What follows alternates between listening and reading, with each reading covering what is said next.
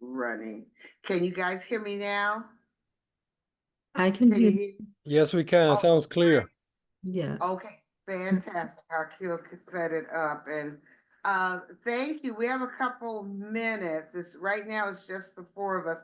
And Dr. Grace, I heard you. You are on see where it says special presentation? Oh, okay.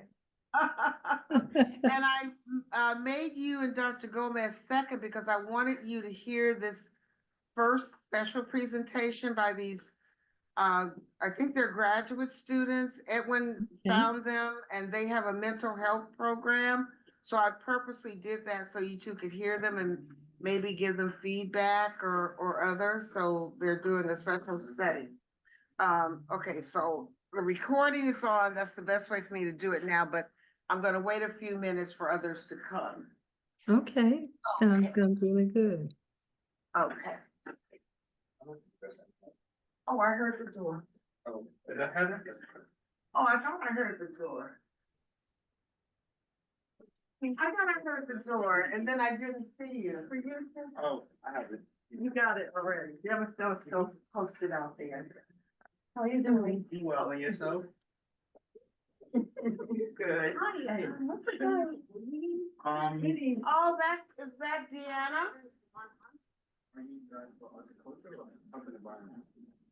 I think health environment. Is that Deanna? Are you Deanna? Yes. Oh, okay. Are you Yes, Laquita? I'm Laquita. Nice to Yes, meet you. nice meeting you too. Hi.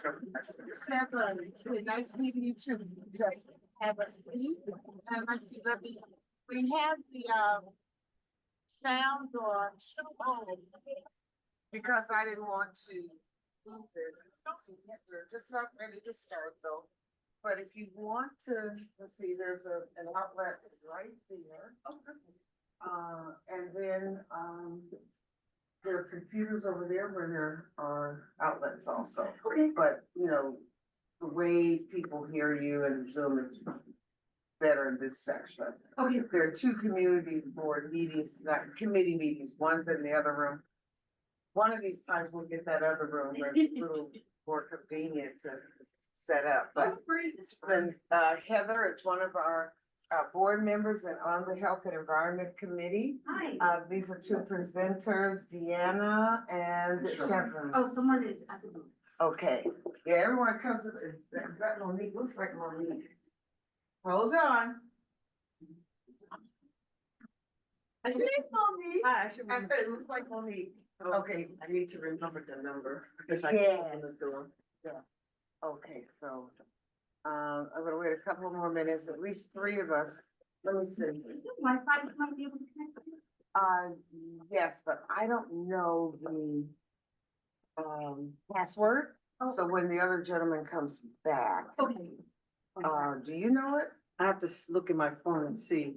The actual, he's here, he's next door. Oh. Because there are two meetings. Yeah, I know. All right. Oh, hi, Heather. Heather, you know the Wi-Fi password? Or you're just automatically logged in? I'm logged in now. I mean, when I say logged in, I'm Right. automatic. Let me see. I'll see if I have it, because I might be logged in automatically as well. Yeah. The only other thing you might do, it'll be a little while. It's not gonna be real late, about 7:10. He'll be here before then, but I want to get us started with the other parts of the agenda. Heather and Monique, I emailed Go ahead. you at the committee at about, maybe it was 10 till 6. So you see minutes, announcements. Okay, I didn't really get a chance to look at I it. know it was kind of late because anyway, but that's okay because Then I'll look at it when I can jump in. sure. Okay, who needs the password? The presenters right here. That's Deanna. Deanna? Yes. Mhm. Nice to meet you. Nice to meet you. Okay, it's 3195. Oh, what's the name? Okay, I know you guys can hear everything, but just bear with us. It's now 6:34, so I think, do we have a quorum? Let's see. Edwin's not on, but he's public. Let's see, there's three of us. let's see, Michael cannot, oh, the sign-in sheet.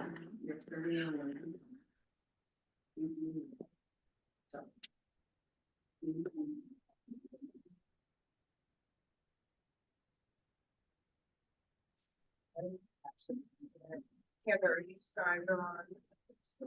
Not yet. Well, right now, yes. Ward CD. Thank you.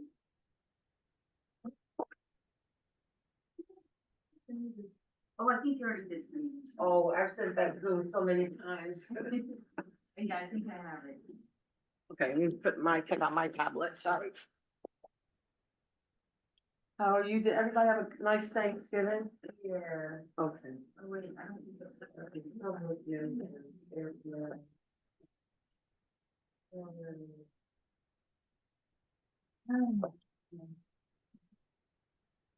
I know this one was probably kind of different for you. Oh, no need, come sign in, I'll read it to you. Yeah, it was bittersweet, so, but I'm grateful. But yeah, it was very different. That's why I was very low key and offline. Need you to, sign in on this sheet, and I will give it back to you. If we take away two of those people, I think we have a quorum. Let's see, because Divine hasn't, she's Right. never shown up. So that might be in, Justin is out of the country. oh, so was he excused? He let you know? He did let me know, he didn't write it though, but he let me know, so I gotta, So you want to write excuse? I'll say excuse, because he's let me know, but I Okay, told him he had to as long as he let you know. write it, yeah. And then, Michael's excuse, he's in finals, how dare him? right? Let's see. Yeah, it is that time of year, I remember. And then, Never, he came one Okay. time, never saw him anymore, so we should have a quorum then, if it's six. so, okay, Take away technically, two. 1, 2, 3, 4, 5, 6, 7. Take away 2 is 5, 3 would be a quorum. I mean, it would be, oh, well, I Because don't, see, these two have never shown up. right, so Divine this, and, okay, and what's the other one? Nicarius. Yeah. there you go. So I would think that for, Okay. uh. Are we voting on anything? Divine and- Is that a part of, and I apologize, like I said, I literally, We are not, but okay, here's what I need you to sign, let's say, let's see, even though you're not an agency rep, or you could put. Okay, so, just sign, yeah. let's do it. Where's the, Did you find the password? she did, I gave it to her, Thank you. and I'm see, hopefully I can get in, for one, and two, where is the outlet?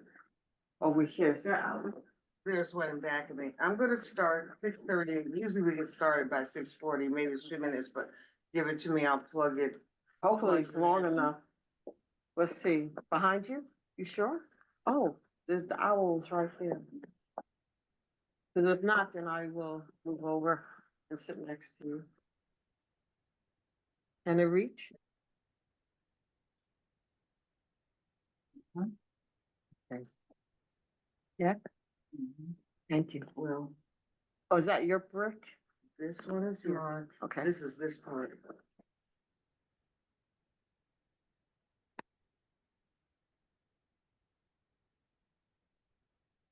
It's okay.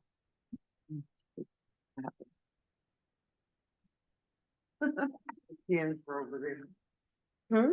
The pen that belongs on the other side over there. Let's see, I haven't. Oh, we have a London.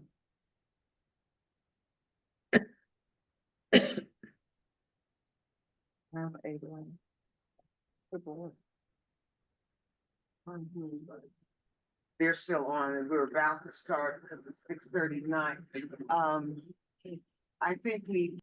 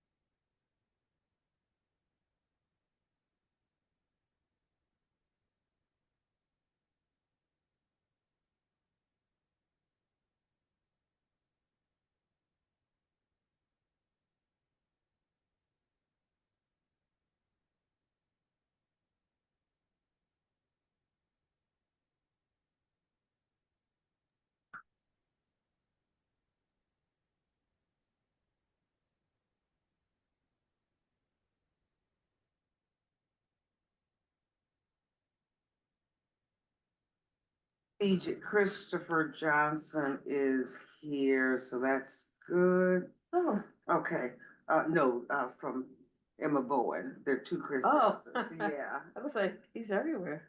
Um, okay, thank you, everyone, especially those on Zoom, for being so patient with us. I'm gonna call the meeting to order. It is now 6:40 PM, and I believe we usually can make up that time. Thank you again so very much. We basically have a quorum. There are a couple of people who are absent. One is in South Africa, the other taking finals for law school. So they have wonderful excuses for not being here. And so we do have 3 of our 6 committee members here, so that gives us that quorum. Awira, can you say their name, please, just for the record? For the record, we have Laquita Henry, Monique Hardin Cordero, who is also the General Board's second vice chair. And we have Heather Jason, who is also not only an active member with our committee, but she co-chairs Parks and Landmarks, just so people in the audience will know. And actually, let me go back. Monique co-chairs a task force on cannabis, which some years back came out of our health committee. So we're happy that that task force, connects with us. And we have about the numbers going up, but we have 20 minus about 2 people who are, I have my computer on. So we have a nice contingency in our Zoom world. I hope all of you had a great Thanksgiving. However, we know that there are still some stresses and discontent that some of us may be coping with. And so we have on our agenda a special presentation from our very own Dr. Cynthia Grace and our very own Dr. Judy Gomez, both psychologists who will address us as a second presentation. In our first presentation, we have 2 people who have a business that is clinical related to mental health. They were introduced to us by Edwin Torres, and Dr. Torres is a public member this year because of all of his studies and finals. But he has stuck with us, and he is the one recording our minutes. We were able to recruit Michael Iglesias last month. And if someone doesn't mind taking a few notes, that would be great. Just any blurbs will do. But anyway, Edwin's here. Edwin, I'll depend on you. I know you'll be participating as well. So with that, I don't have anything to add. Oh, darn, I forgot. The letter of support, I will send that to our committee members while someone is speaking. That will be in the area of resolutions and under new business. So that will be after all the other information that we get. So having said that, can we have one of the 3 of us move to adopt the agenda, or if you want to add something, add to the agenda? Let's see, do you have the agenda? Yeah, I do. In Hold on. front of us? Okay. So, Anything to add? Yeah, are you? I really, I have letter of support here from, Is that on the agenda? yes. Which? I just have to email it, because that was the one thing of all the emails I That didn't. didn't come up. Right, I think, anyway, so, okay. And where's that on the agenda for city? Is that for, business? okay, Letters of support for Oasis program, right? Okay, Everything you need to add to the agenda or to, okay. So I just need someone to Okay. at least move to approve the agenda. um, One of the two. so I motion Okay. that we. No, Heather just moved to approve the agenda. Oh, Oh, I thought she did, but it's fine, you don't have. Oh, okay, I said- Monique came afterwards, I thought you seconded. That was me. Okay, so Monique Harden, Edwin Monique, moved to accept the agenda and Heather seconded. The next thing, you have in the email that I just sent to you, the minutes. And you have, minutes from November. They're in the agenda, they're in the packet that I emailed to you at about 10 till 6. So what I would like to do is have everyone have a chance to read those minutes, and then I can call everyone, say tomorrow or Wednesday, because what I would like to do is to include the December minutes, and we could just knock those out of the way before executive committee, both of them. And then they can both sets of minutes can appear, with the general board. So if, but you have the November minutes here, so can we, table until a couple of days? We'll get the December minutes out. Edwin always has that like the next day, if not the same day, and we can knock out both. mhm. Heather, are you okay with that? And then just be done with this year, in this year. Okay, so, can, Edwin, if you could, note that we will, read the minutes from November and December. And by Thursday, December 5th, I believe that is, I will call each person and, among the 6 of us and get,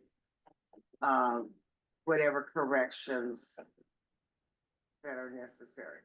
Now, do we have to have a motion on that? I mean, I don't think, it's not like, I mean, I think it's okay, because we're looking to vote on the minutes itself, and so if we are agreeing to Yeah. give you a vote, I think we can say we'll table it and then follow up with everybody on Thursday. Right, so, And okay, you said Thursday the 5th. Thursday. Mm-hmm. Okay, and now, we are on to, I lost my, announcements. And so the reason I wanted, Christopher Johnson here, I hope Christopher did not walk away, but, Emma Bowen Community Center is hosting, a reception for their exhibition of photos by their clients. And I wanted, Christopher to just, tell us about that very quickly. Christopher, are you there or? I am here. Okay, so just, when is the reception again? I believe it's this week, but just let us know. It's tomorrow evening from 6 to 8 p.m. It is the second in the series of Cafe Photo Voice, which is a collaboration between the Bowen Center, Adelphi University, and Cafe Photo Voice worldwide. The 3 entities come together and work with participants who are clients at the Bowen Center going through mental health and addiction treatment, and through the use of photography, tell the story of their journey to well-being. So the first exhibition was in 2022. There were 7 participants at that time. This time around, there are 15, and there are 30 beautiful new photos and stories that really sort of capture how these individuals are on their journey to wellness. And can you give us a location, the exact address? The event will be at the Bowen Center tomorrow, starting at 6 p.m. Bowen Center is at Amsterdam and 145th Street. It'll be on the ground floor. There'll be light refreshments and a small little program, but the most important part of it is that you'll get to see the exhibition of the beautiful photos. And the exact address is 1727 Amsterdam Avenue, and it's big, looks like a corporate building, you can't miss that part, as Chris said, 145th and Amsterdam. The second announcement, relates to, and I can send this out to, each one, the Green Market and Farm Stand locations, of Grow NYC.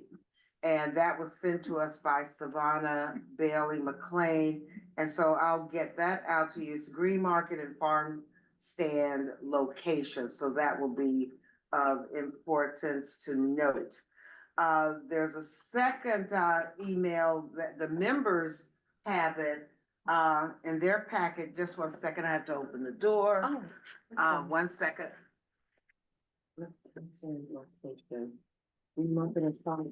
Okay, so thank you. The second is, the neighborhood, center, there's a grant, Medical Center Neighborhood Fund, that provides, money to, certain facilities. I think that organizations can get up to $5,000. And there's an actual application attached to this. So that's, I know it was sent out broadly, but I'm not sure if, those of you got it. So right after this meeting, I can send both of these emails, one related to, and it's in connection with Columbia University's Irving Medical Center as well. But it's a grant for, community organizations, and it will give you the eligibility for applying, for those grants. Right now, those are the 3 announcements, that I have, and, I'm sorry, you said 3? What, I missed, yeah, Grow, a Green listing of Market? their locations, the Green Market and Farm Stand locations in our district, but it's really in other areas across, the city. Well, primarily uptown Manhattan. So I'll send that to you. I got it, I think I got it yesterday. So, in my compiling things, didn't get it out to everyone, but the committee did get it. I'll send it out to my list of 70 something. And then That's the part third- of this. And the third thing is the grant. The neighborhood, grant in partnership with, Columbia University Irving Medical Center. And, then the Photo Voice, the Emma Boyd Community Center, okay? And Grow New York, they have, done a presentation at the Parks Committee before, so I. They probably have. Yeah. But rather than separate it out, I'll just send it, yeah, okay, I'm really happy to get that list. okay, of locations. okay. And I might be able to send it from here if we get it, we should be able to get out early enough. Okay, are there any announcements from anyone, among the 20 or so on Zoom? You have an announcement, Monique? Yeah, I wanted to be specific in terms of details, but I had shared, good evening, everyone. I sit on the Community Advisory Board for Harlem Hospital, and there was a request from the public hospital system to get information from the various communities that are served by our, I want to say 12 public hospitals. And so I know a link was sent out and a request for a community survey to be completed. Yes. And I believe Laquita, I shared that No, I with sent Laquita, and we. I didn't send to everybody, I know there's always someone that might be missed, but I did Okay. send it. And I believe Laquita shared it with some, and I'm going to make sure that it's sent out to our entire board through UFA, because it's important that we weigh in and share our areas of concern and things that we want to see improve, so that that can help the public hospital system do a better job. So I wanted to make sure I shared that. And what's the deadline on that? I'm gonna go look now and see, if I So can, when you get let me see it, if I can find it. and I know I have it in here somewhere where I could resend it as part of this group of 3. Okay, Announcements. And I know Cheyenne, I saw Cheyenne's name. DOH is involved, in an interesting survey also. It's in our minutes and it was announced at our last meeting. It's related to, some of us participating to evaluate a survey that is sent out or will be sent out to gauge how we receive the questions. And that's in order to make sure that whoever gets the survey can relate the way the question is answered. I think that's important because we all receive information differently and we want the information and we want it to be tallied correctly so we can help them develop the survey. If there's another way, Cheyenne, are you available to just say something else about that survey and when the deadline is for it? Absolutely, and thank you for lifting that back up. I actually don't know the deadline, but what I have here is the link to the flyer. I'll put it in the chat. And yes, that was exactly right. Just trying to gather information on how questions are being perceived, and also you are compensated as well, which is awesome. People should be compensated for their time. So I put it in the link in the chat, and you can scan the QR code or type that forms link and it'll direct you to the survey.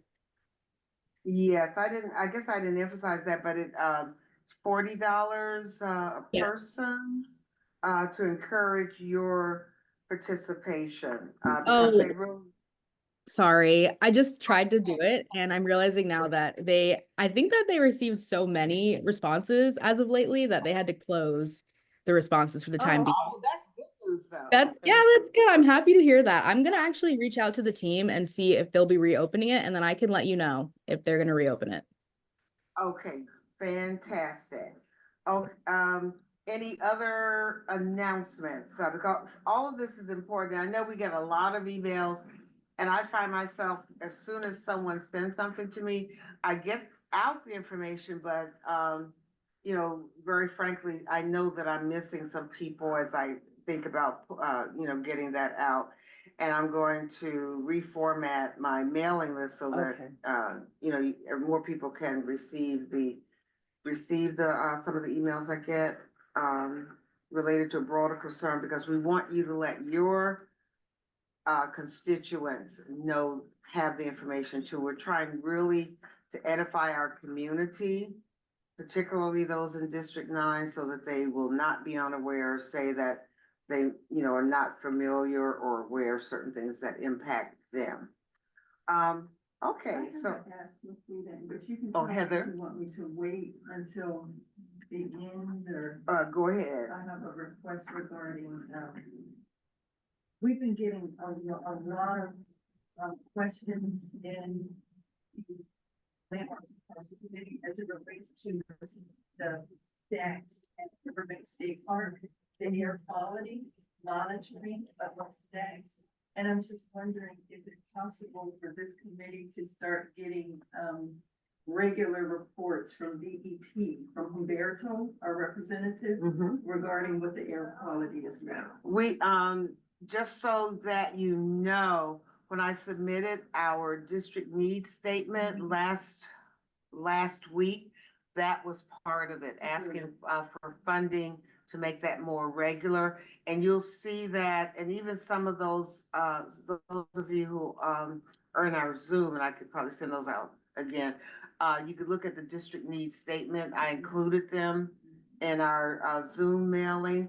And you'll see where we were asking for certain things in the area of air pollution as a category. Also, letting them know that we were against the closing of the Manhattanville Health Clinic. Let's see, of course, that we already mentioned air pollution, but there were a couple of other areas also I know related to asthma disease. rates, the respiratory rates, and the idling of the trucks. Right, and plus we have the resolutions on those. And that's one of the things I actually had talked to Michael about, looking at spearheading, and maybe we could get a second person, so that we've done a lot of resolutions out of this committee, and we need to now check on, not only continue resolutions for concern, but also check on accountability with the agencies, and our city council people who get those resolutions, which state our concern. Because I still see, for example, in traffic in the, 145th and, St. Nicholas, it was looking great for a while. And now we still see all these cars parked again, blocking the vision for being able to turn onto 145th. So if we don't stay on top of it, it's going to just slip and people go back to their old ways. So I found it. It says it's due, next week, Tuesday, This is in December. reference to the Harlem Hospital. Well, study. yeah, Mhm. community health needs assessment. So it's due on December 10th, which is a Tuesday. And well, our actual participation, because it looks like there's a link and you can join in, I guess, on the discussion, but we can send it out again, to share. If you could forward that to me as a reminder, can. hopefully we'll get out early enough so I can send that to everybody here Yeah. tonight. I mean, I can try to, see if I can try to drop it Okay. in the chat. Okay. So, let's move to our presentations, and we do have, I believe I saw Pauline's name, Pauline Ferranti with New York City Department of Health, Mental Health. Are you Hi. there? Hi, Pauline. Hi, everyone. Welcome. Do you need, to be made a co-host, anything to show or other, or just comment? Nothing major on my end, just to remind everyone that it's still time to get your flu shot and your COVID booster. I can share a screen just about our flu surveillance if anyone's interested. We do provide updates on any flu and RSV surveillance that we have in the city. So let me just. Hold on, if you can share that, is it something that, let's see, he made me. I can put the link into the chat here for everyone instead of sharing this. Okay, then everyone, just make sure you copy it and put it outside of, the Zoom so that you don't lose the information. And what is it again, Pauline? It's It just will our show- flu surveillance that we regularly update. So we update this information every week, and it's just helpful to know sort of where we are currently as compared to other years. We go back to the 2020 to 2021 flu season, and there are graphs there. It's really helpful information just for people to know sort of what is being transmitted throughout the city. But we do encourage everyone, of course, to get their flu shot and their COVID booster. And then if you are a senior or pregnant woman or a person who is pregnant, you are encouraged to get the RSV vaccine as well. So I will just put that link to the surveillance data into the chat for anyone to peruse on their free time. And Pauline, just from the standpoint of information, and for the committee and those in our Zoom audience universe right now to know, can you inform us more, from your point of view, what you know about the Manhattanville Health Clinic? Yeah, so to my understanding, we only had field staff in that building. So we didn't have any clinical services in that building, and we had field staff in our family and child health unit, and they have been moved successfully to Riverside and Central Harlem offices in October. And per our agency protocol, my supervisor, Ricky, reached out to Youtha just to give the community board information about it. And I believe that's where you heard about it during your executive committee meeting. But if you would like in the future for anything that's related to Youtha for me to also bring it up at a subsequent health committee meeting, I'm more than happy to do that. We had to relinquish the building back to DCAS because it just wasn't a good use of space since we only had field staff that were operating out of there. And so now DCAS has taken ownership of that building. Okay, so, two things.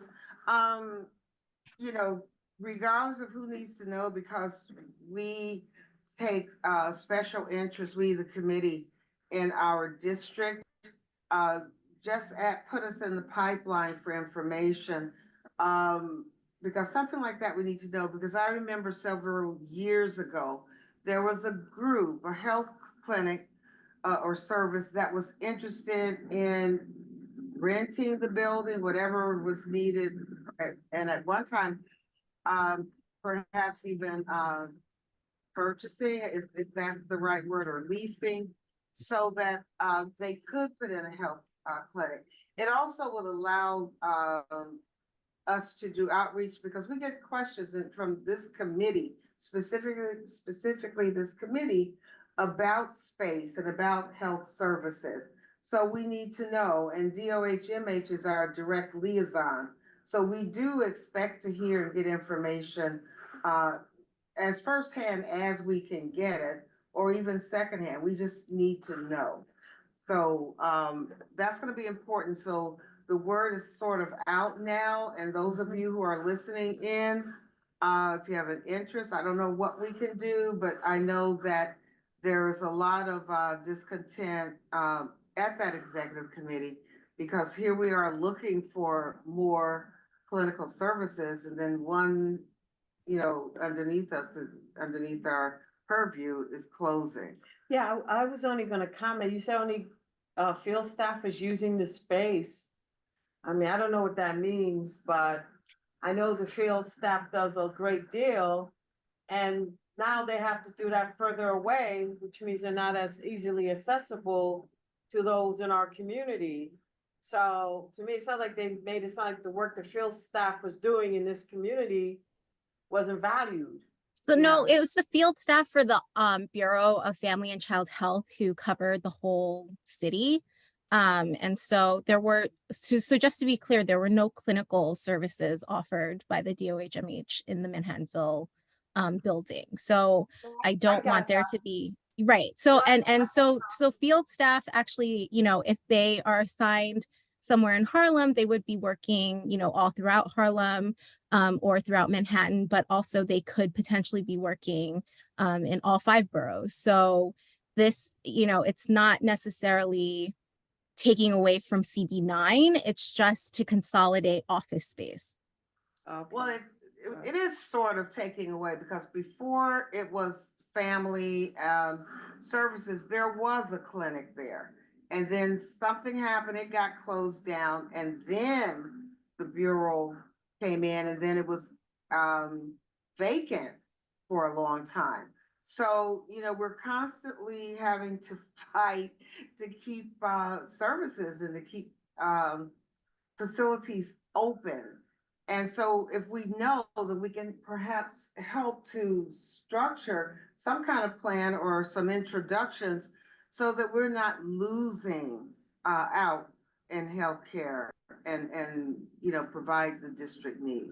Yeah. So there is a loss. It may Yeah. not be immediate, but a number of years ago, there was a clinic there Right. for quite some time. And then for some reason, Yeah, services it got dwindled got down. cut, and then it was Wow. vacant, and then this bureau that you mentioned, Pauline, came in, and then it was vacant again. So we have to find a way to get information sooner. And I think I don't want to talk too long. Edwin has his hand up. Edwin, unmute yourself. Thank you, Chair. I have a question for Pauline, if she can bring the data in for the respiratory issues that we have in the community, such as asthma, COPD, for Community Board 9. And why is this important? We know that environmental pollutants, they impact our health directly. So we need to understand that data as it relates to CB9. We have a lax city that is not implementing some of the traffic laws in the community. And this is not to do with parking. Cars that are idling, they're spewing nitric oxide into the community. So we need to understand how CB9 fares versus others, because this is something that is 100% preventable. So Pauline, if you can bring us that data, because it is extremely important. It's linked to not only respiratory issue, but diabetes, hypertension, and also cancers. So that will be very important for us when we are putting the picture together as to what's happening with the health of Community Board 9 from the environmental pollutants that are affecting us. Sure, Edwin, I will look into that and see what, if we have that information on a community board level, but I will look into bringing as much information on asthma, COPD, and other respiratory issues to the next committee meeting. Thank you. And I think that they do have it in the community health assessment that they're gathering. But Yeah, if any updated information, that will be fantastic for us to compare and contrast with the other years and see how we fare with other communities. sounds good. I will do that. You know, that came up Thank you, today. Pauline. That, I was gonna say, that came up, it's funny Edwin brought that up, because I know that came up today as we talk about congestion pricing coming into play and what impact that's gonna have on certain communities in terms of how cars are gonna start rolling through in certain communities. So Edwin, I'm glad you mentioned that, and having that information will become even more important, especially as it relates to our CB. Yes, and the thing, Monique, is now that we have all the film production of the city support. If any of you Yeah. guys see the crew that is out there reserving the parking, these cars are just idling. They're just running their engine. This is not benign. This affects directly the health of all of us who are in CB9. So we have to pay attention to our environment. And those who are here, they have to understand that idling is not just, a nuisance. This has a direct impact on people's health who live here.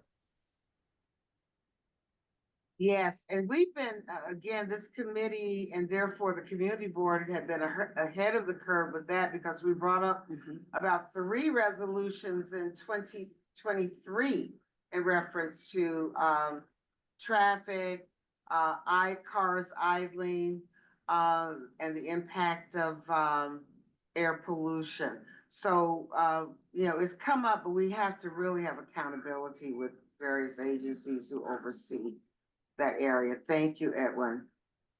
Anything else for Pauline?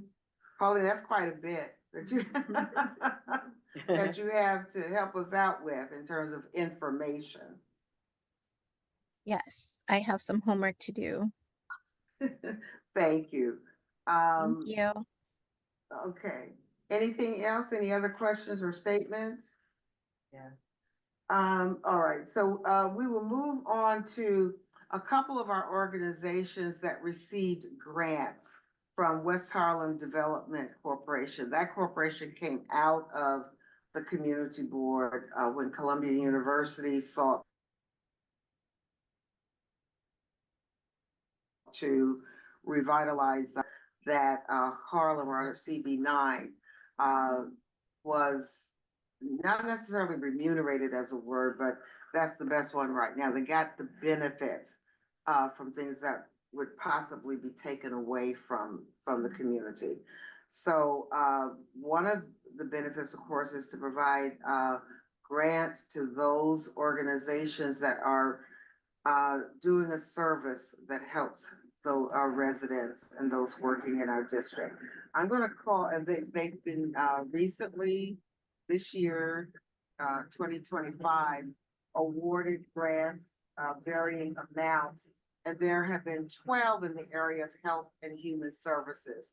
And when they are awarded, and 1 or 2 even afterwards, are in touch with us and stay in touch with us. Like Wendy Millett, whose organization, Tall Omega Foundation, was given a grant. Wendy's not going to speak tonight, but they have worked with us and stayed in touch through their programming, and we really appreciate that. That's really important. 2 of the others tonight, one is City Harvest and Rebecca Silver. Rebecca, I know you're here somewhere. Yes, hi. Yeah, hi. Rebecca is the Executive Community Affairs Coordinator for City Harvest. And tell us about the grant that you have, what it will allow you to do this coming year. Do you need Yes, I you do may- have a short presentation, but also just happy to talk through it as well, whatever you prefer. Yeah, I'm trying to find the, he said I'm a co-host, but I don't. Maybe you have to. Raquel, are you here? Well, I think Laquita, you can probably make her a co-host so you can give her access from the community that's what I'm board trying to computer. If you look at her I name have- or you click Yeah, on the I- dots on her name, Yeah. Yeah, I See it? did, and it's not popping up. You know how often I've done this? Oh, yeah, that's good. Thanks, Heather. I'm happy to talk through it as well if that's easier. Well, you went through the trouble of doing a. Yeah, I can send Putting it it after together. as well. Here, hold on.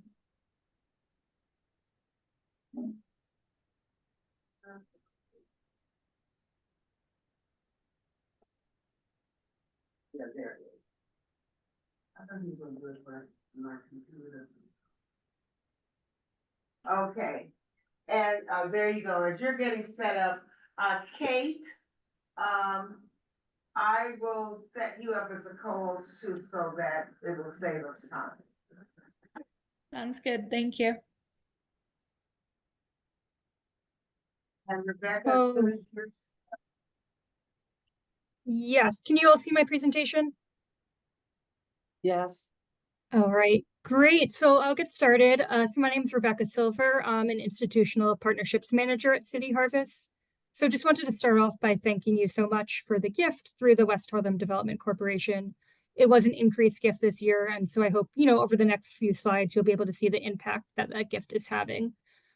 Just quick overview of City Harvest. We are New York City's first and largest food rescue organization. So this year, City Harvest will rescue and deliver over 81 million pounds of food. And we deliver that across the 5 boroughs to 400 food pantry, soup kitchen, and community food partners. One of the things that makes City Harvest unique is our focus on fresh produce. So over 70% of the food that we distribute throughout the city each year is fresh produce. And then the remaining about quarter of that is, your packaged goods, canned goods, as well as some meat, dairy, bakery items as well. But we really like to focus on that fresh produce. Another thing that makes City Harvest unique is our focus on rescued food. So this is food that would otherwise be going to waste. And so we are able to pick up that food from grocery stores, farms, manufacturers, and bring that across the city. And because of our focus on rescued food, we are able to keep our cost per pound pretty low and keep our operations pretty efficient there. Just to get into kind of the work that we are doing in West Harlem and within the confines of MCD 9, just taking a look at some of the need data that we use. So there's a lot of information here, but to just briefly go over it, we do work with United Way and Fund for New York City, who puts out the True Cost of Living report, which looks at the cost to live in New York City to have all your needs met. That's childcare, housing, utilities, etc. And in the West Harlem neighborhood, we know that over half of households do not meet that minimum income requirement. And this is up significantly from 39% pre-pandemic. And so this is a lot of the families that we serve who may make enough to not be eligible for federal benefits, but unfortunately do not make enough to have all their needs met. We also know that 1 in 3 children in Congressional District 13 do not know where their next meal may be coming from and are experiencing food insecurity. This information is coming from Feeding America. And then most recently, we partnered with Robin Hood Foundation on a report on food pantry visits. And we're seeing an increased amount of households visiting food pantries and relying on food pantries for assistance compared to the years during and after the pandemic compared to prior to the pandemic. So we have 4 food pantry partners located in the district itself. And then we also operate our mobile market. You can see up there, number 5, that's located just outside the district. But we do know that market does serve a large number of residents of MCD 9. So we're pretty spread out throughout the district, and our partners do have some pretty varied operating schedules, open almost every day of the week to make that service accessible. So we have been significantly expanding our support in the district over the years. You can see here, looking at our fiscal year 19 compared to our most recent fiscal year 24, which ended in June, we saw a 128% increase in the pounds of food that we're able to bring into the neighborhood, which is really, really great. And along with that, we also saw our food pantry partners saw a 75% increase in visits compared in our fiscal year 24 compared to the years prior to the pandemic. And so this year, we're about almost halfway through our fiscal year 25, and we will be distributing around the same amount of pounds as fiscal year 24. We're looking at that probably 475 to 500K pounds being delivered in the neighborhood. I did just want to highlight one of our partners that we've seen a significant increase with. This is Broadway Community Inc. And so they've been one of our longtime partners, and they saw a significant amount of visits in fiscal year 23. And so we were able to work with that pantry director and increase deliveries. We added 3 more weekly deliveries to that agency, and we're able to increase the pounds being delivered just through that agency by 4. And so we really try and cater to the needs of those food pantry partners. And if they can, get have more pounds, being delivered to them, we will work with them to make that happen. Also just noting that, over 70% of this food that is going into the neighborhood is fresh produce. We do try and kind of match, produce in terms of what the cultural needs or religious needs may be in the community as well. Like I said, we have our mobile market that's located just outside of the district. And this is a farmer's market style distribution where we really focus on fresh produce being delivered there. So in our fiscal year 24, we were able to deliver around 330,000 pounds of food, and that served almost 13,000 families. And this year should be around the same, hopefully a little bit more as well, being delivered through there. And then just looking at our fiscal year 25 and what we're doing so far. So in the first 4 months, we have been able to rescue and deliver nearly 200,000 pounds of food into the neighborhood. Over 70% of this was fresh produce. And this is a pretty big jump compared to what we were doing during the same time last year. So we're slowly increasing our operations in the neighborhood. And we just finished the Thanksgiving holidays, so I did want to call out that we were able to bring 140 turkeys into the district that were distributed through Broadway Community Inc. and the Cathedral Kitchen. So that is just short summary of kind of the work that we've been doing and our plans for, the upcoming 6 months. But any questions, happy to answer. Also happy to share this presentation as well.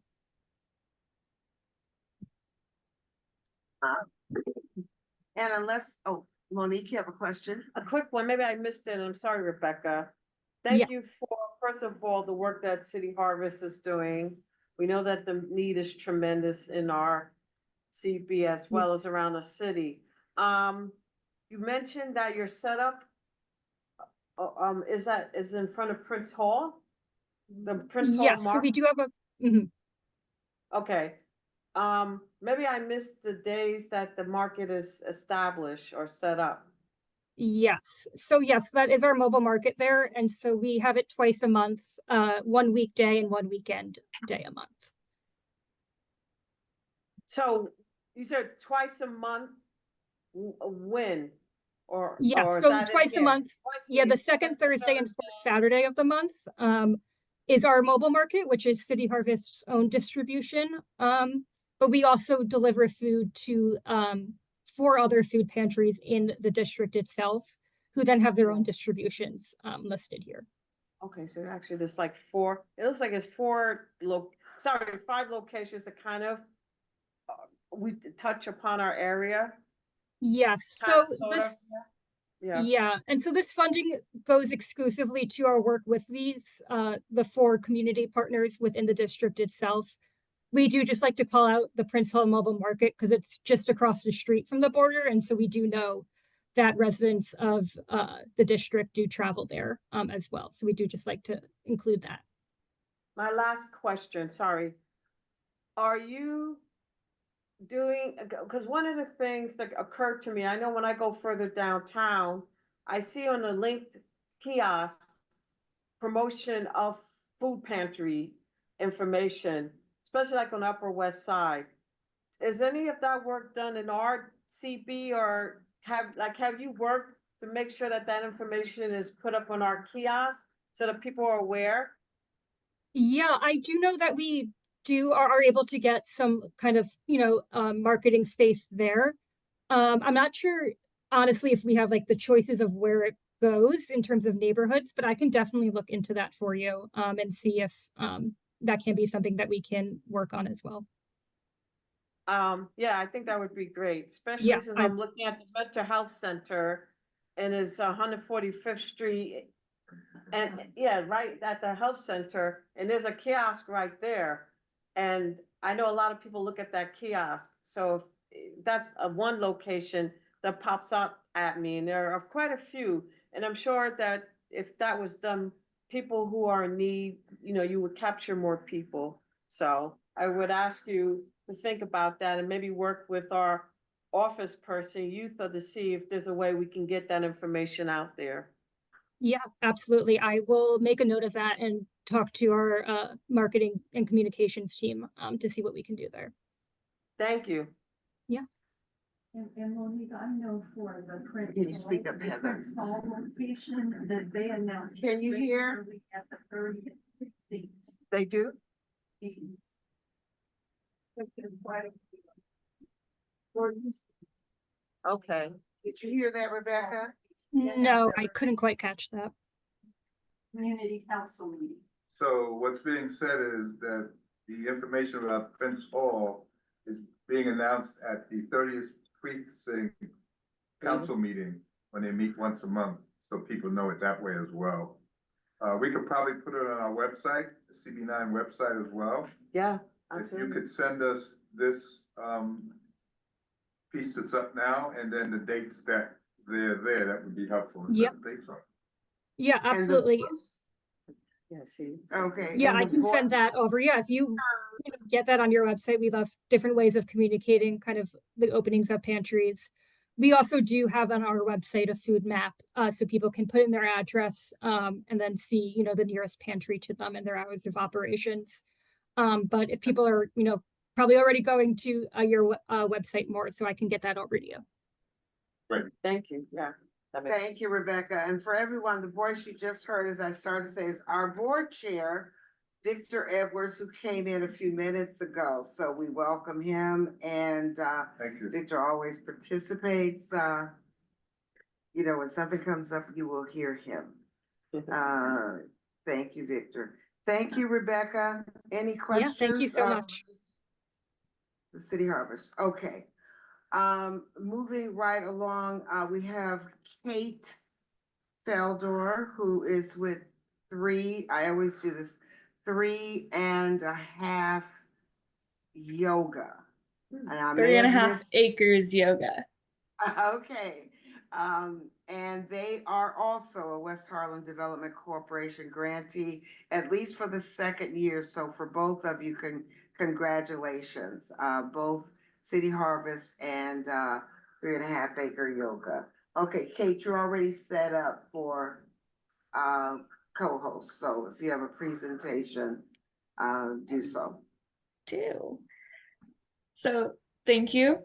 Thank you guys for the funding. We greatly appreciate it.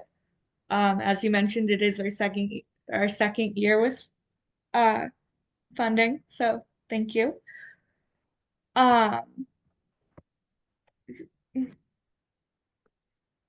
Technical difficulties are fun. Okay. Maybe. Yeah. Okay. So 3.5 acres, doing great. 3.5 acres yoga. The mission is to broaden access to yoga, breathing, and mindfulness techniques, focusing on communities that have experienced trauma. Our classes and trainings support individuals and teachers alike in recognizing their power for positive change. We kind of do this in two different ways. We offer teacher trainings for certified yoga teachers. They come to us and receive a trauma-informed certification. And the other way we do this is through partnerships with other community organizations. Okay. We've found that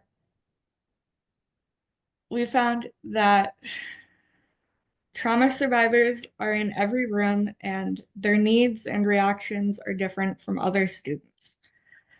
So because of this, it's of the utmost importance that we continue to give yoga teachers the tools that they need to avoid harm and retriggering as vulnerable practitioners enter their space. So at our root, we are really, really trying to connect to different communities, and we've been able to do that in CB9. In our partnerships, we partner with other nonprofits and other organizations to add yoga, meditation, and mindfulness to their offerings. The services that we provide help our partners do what they do better and support them in their mission. Our work started in Harlem with programs at Ali Forney Center, Harlem United, and the Food Bank of New York, and have grown to serve the greater New York City and Washington, D.C. areas. With funding from CB9, we were able to sustain one partnership fully, as well as expand to 2 new partners for shortened trial runs, if you will.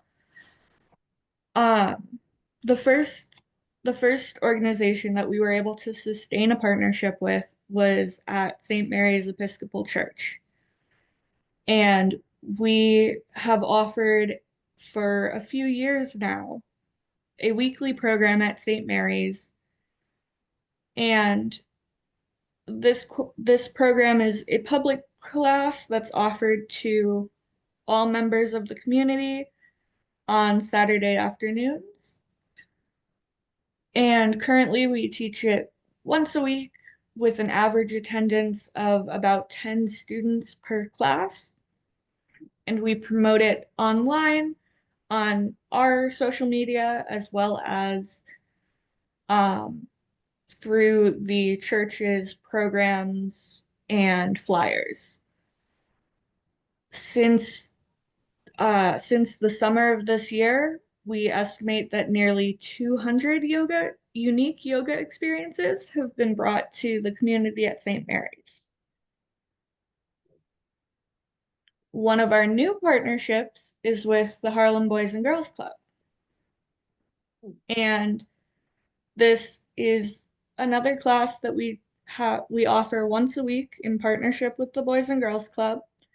We offer it to teens and kids, and we have an average attendance of 8 students per class. This class is promoted online and through newsletters and announcements with the Harlem Boys and Girls Club. And since this partnership started in October, we estimate that about 75 unique yoga experiences have been brought to the community. And the final partnership that we were able to offer is with African Services Committee. This partnership is offered on Thursday afternoons, and currently we are offering it to seniors. And I believe this one is strictly for chair yoga. So it's modified to meet our participants at kind of their level of participation and comfortability. We're averaging about 12 students a class, and it's also promoted online on our end and through newsletters and announcements on African Services Committee's end. And since this partnership started in October, we estimate about 100 unique experiences. And these are some testimonials from our partners. One of the kiddos at Harlem Boys and Girls Club said that the class encouraged them to be in control of their feelings and not just react from an emotional response.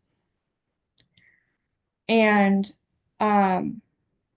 Reverend Dr. Mary Folk at St. Mary's shared that she participated in the class because she wanted to for her own sake, but also because she felt she could tell what it felt like. She thought it was an amazing experience that allowed her to stretch, but it was never painful. And it opened her up to a new kind of experience, to be aware of her breathing and the feelings in her body. So, yeah, any questions? Thank you so much, Kate, for that presentation. Comment. And I know that there'll be, let me make sure I haven't missed a hand up. And we have a couple of questions. Monique? I don't think it's so much a question as Or a comment. Maybe she can also connect with our senior committee. Absolutely. Yeah, I'm sure they the- would benefit from your services as well. Absolutely. I would love to get in touch. And it sounds like the program has grown from last year, with the Yes. numbers. Were there any other comments or statements? I'd like to have a copy of your presentation to circulate, Kate, and also Rebecca as well. I think Rebecca is sending part of hers, sending one of the slides for our website. But if you could make your presentation available too, we could reach out to some of the other community partners with your offerings, both Absolutely. and 3.5 acre yoga. Absolutely. I will send that when we're done. Yes. Okay. I can send over as well. Thank you. Thank you very much. It was great hearing from you and having you guys on board. And with both of you, please attend other meetings so that we know what you're doing and you can hear what's happening in the community. I think it will be of great benefit to you both organizations or all of the organizations that come on board. All right, moving right ahead. We have a group that was introduced to us by Dr. Edwin Torres, and that's Deanna Oliver. We're represented today by Deanna Oliver and Chevron, what's your last name, Chevron? Haas. And so I'm gonna let you introduce Kumi. Did I pronounce it correctly? Okay, so you'll say it correctly. You've already been made a co-host. Okay. So this is a special presentation and go forward, Brianna. It might be easier if I unmute from here so people can hear us. Is that okay? I want to make sure there's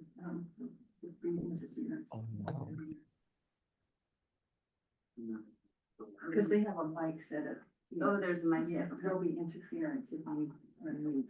Just go ahead and let's see what happens. Just Do you want me? I'm Yeah, sorry. because Do you we're want me to see not if I too can? far off schedule, but you have no more than 8 minutes and then it'll be Q&A, okay? Okay. Can everyone hear me okay? Those of you in Zoom world, I know you're muted. Please indicate if you can hear her. Can you hear me? Just project anyway, but Can you hear me? A Can you little. I think it's best if she goes to another room, Laquita, and then she can just use her mic on her computer because it's hard to hear her. I was gonna say, can this move over? Can this, Maybe if you can sit right. right, that's what I down, was gonna try to see. Can you? Oh, I don't know. Bonita. Can you guys hear me Sit right now? here, sit next to me. Okay.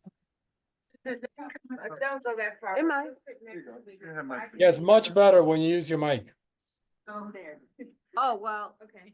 I mean, it is here. There. Just start talking. Okay, can you guys hear me now? We have to keep moving. So. Can you hear me now? Can you hear her now? Whatever she did, that sound was better when you leaned over to your right. Yeah, thanks, Dr. Gomez.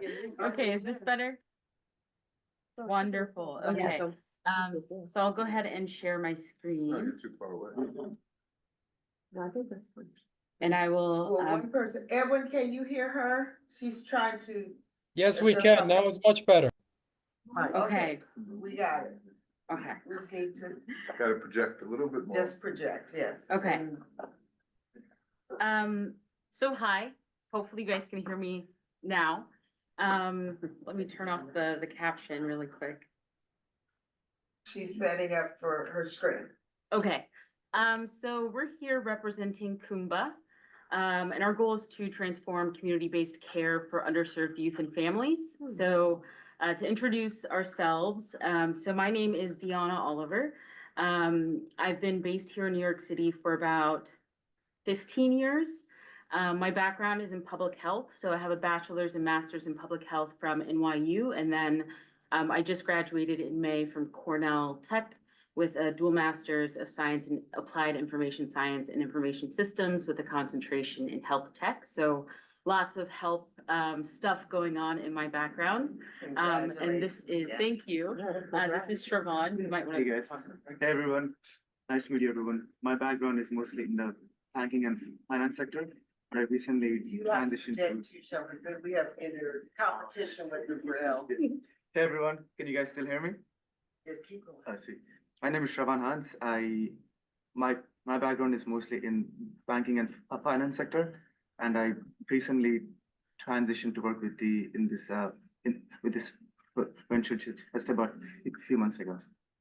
And so we're joined by a lot of other people that you can see here on the slide that couldn't be here tonight. But our experience kind of ranges from clinical care delivery to community health. And part of the curriculum at Cornell Tech, where I just graduated, is something called Startup Studio, where teams come together, they develop a business venture, and then they pitch that venture for $100,000. And our team was fortunate to win.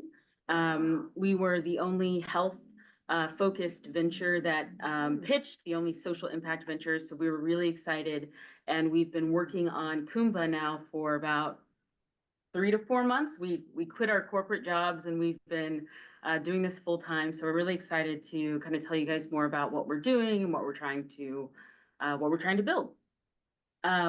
So I guess just a little bit of prefacing, kind of showing you what we're doing is it's probably helpful to know like why we're here tonight. So first of all, thank you to Edwin for connecting us and Laquita for welcoming us so warmly. But our goal is really to listen and learn. So we are operating in the community health space. We want to learn as much as we can from the communities that we aim to serve. But we also do want to explore potential synergies, how our mission might align with some of the goals that your organizations may also have. And then from there, hopefully co-create solutions and strategies, and even modify and adapt what we're doing and what we're developing to be something that is most effective for underserved youth and families in the way that we want to improve health outcomes. So I guess just to kick it off, we are kind of in this committee meeting for, the health and environment of the community. But I'm sure as many of you know, health outcomes are oftentimes shaped by things outside of the doctor's office. And in fact, 80% of health outcomes are shaped by those factors. Those are things like housing, food security, physical safety, and all of those things are kind of the foundation on which a patient is actually going to engage with their health, and you'll see those optimal health outcomes. We were really fascinated by this fact. It's where we initially started a lot of our research to try to uncover how we could provide for and account for a lot of these factors in shaping health outcomes. Oftentimes addressing a lot of these social needs, it disproportionately falls on primary care providers. So, you know, a patient might go see their PCP and receive all of this information in the doctor's office in that 15 minutes. But really what's impacting their health is what's happening, you know, the other 364 days of the year. And PCPs can't always account for that. They don't necessarily have the staff, the bandwidth, or the resources. And in fact, what happens is a lot of these PCPs will just screen and refer because they don't have the capability in-house to address this. So what we've developed is Kumba. We are a community-based provider that addresses the health inequities that exist for Medicaid enrolled youth and families. And we do that by closing behavioral, social, and preventive care gaps. We specifically chose to focus on underserved communities. You know, we are a startup, and a lot of startups in the health space are focusing on communities that can afford to pay out of pocket. That's not necessarily the case for a lot of Medicaid enrolled families, but we felt that we should really focus on where there's the greatest need. And we kind of took that deep dive and decided to keep going in that direction because we see ourselves as a social impact venture first and foremost.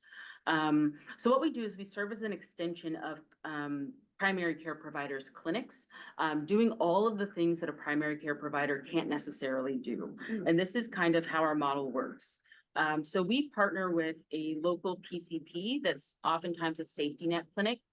Safety net clinic just means, if anyone's unfamiliar, it just means a clinic that has a high population or high proportion of Medicaid enrolled individuals.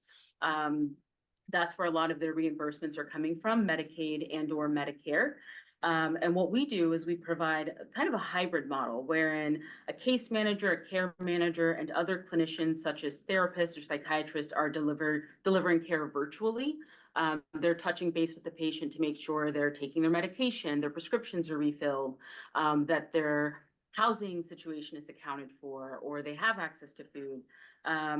And we do all of that via our platform, Kumba Connect. And then on the ground, we actually have community health workers. So these are the people that are actually on foot in the field, working with families, meeting them where they are, whether that's at home, the local Dunkin' Donuts, the library, whatever it is, to make sure that the family is really taken care of holistically and not just what's happening in the doctor's office.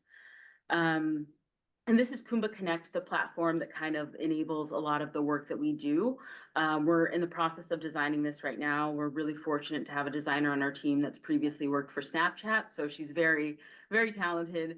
And it basically is an internal management system that allows all of our clinicians and caseworkers to do their work effectively. But there's also a patient-facing mobile application that allows them to engage with their care team. Take over. Thank you, Dee.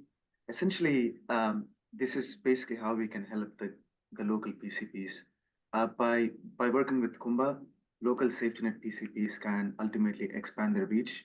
We basically take away some of the non-clinical, subclinical, and social drivers of health kind of like tasks, and we basically take that under our belt and manage the patient's care so that the local primary care provider would have more it would free up more time for the local primary care provider to see more caseloads. And on top of that, it will also incentivize them to meet some of the quality metrics set by the insurance companies so that they're making sure the patients are getting their annual health visits and they're making sure they're getting their medication and things like that. And ultimately what makes us unique is that in-person community health worker model, meeting the families where they are, as like T mentioned. And these community health workers are not just like anyone that's like trained to be a community health worker. These individuals are actually from the community. that knows the community inside and out and have the lived experience. They live through challenges. They know what resources are available in the community. So we ultimately, they're part of the care team, and all of these services are paid by insurance. So essentially, that's how we'll be funding this model. And why work with us? We see ourselves as individuals who lived through mental health challenges, that navigated through different service system from a very young age. So we have the lived experience, and we're also mission driven, and that ultimately which motivated us to quit our full-time corporate jobs to pursue this venture ultimately, so that we want to do our part to give something back to the community essentially. And if you go to the next slide, thank you for Yeah, listening. thank you. So we love Thank you for having us. questions, feedback. We'd love to kind of hear how this could or maybe could not meet the needs of communities that we're looking to serve.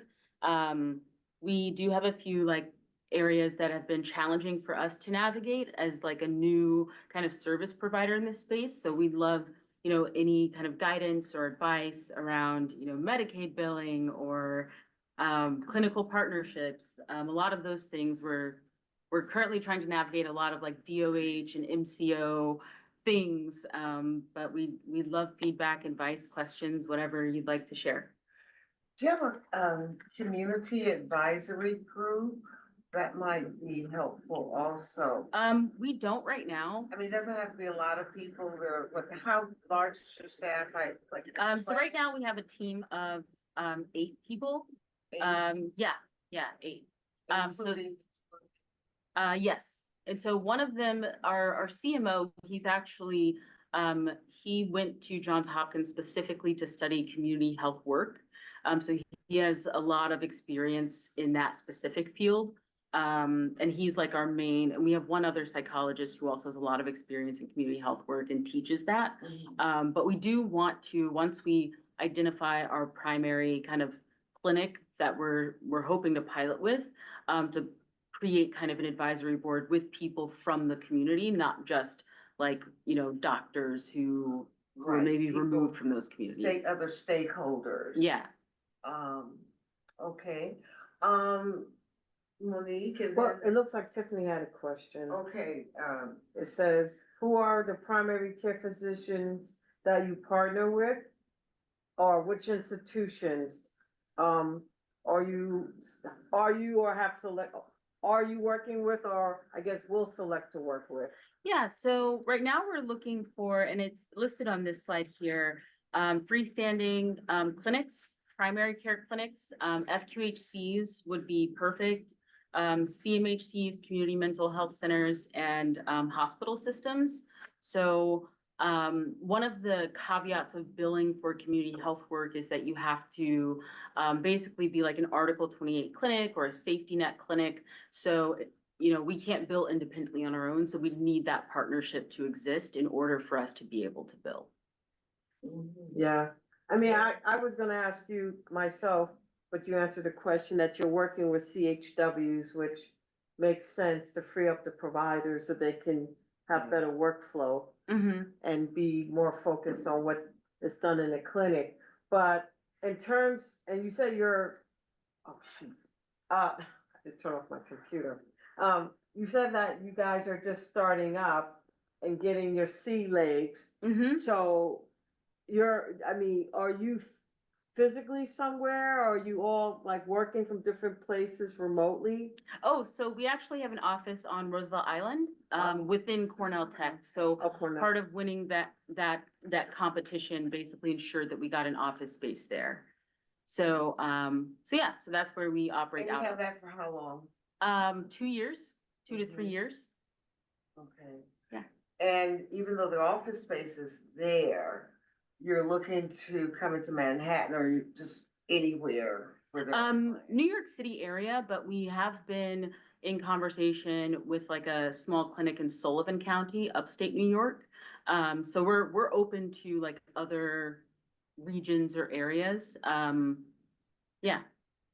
So what would be the determining factor of whether you partner with someone or not? Determining factor, I think at this point, we think about what factors make a really good partnership. Mhm. Especially for a pilot location, you want a partner that's like equally invested in the mission. They're willing to like adapt, they're interested in like co-developing that solution. So for us, it's less so about, and we've had these a few conversations with other clinics. But we've, emphasized to them like our primary objective is being able to work closely with you to co-develop this solution. So that's probably the most important factor. Location isn't, a driving force for us. It's really how well do we work together? Is the synergy really there to like, make this happen? Yeah. Now Edwin has his hand up. Edwin? I would just say that, I heard the pitch. This is my second time. And it's a great opportunity for folks who have clinics. We have talked about mental health and access to mental health. Those of us who work in clinics and who are, prescribing and treating patient, mental health, if the patient is lucky, you do a PHQ-9 if they're lucky, and that's pretty much as mental health as they're gonna get. And a PHQ-9 is 9 questions that we do to assess whether or not you are dealing with some sort of depression. But this allows the patient to have access after that visit.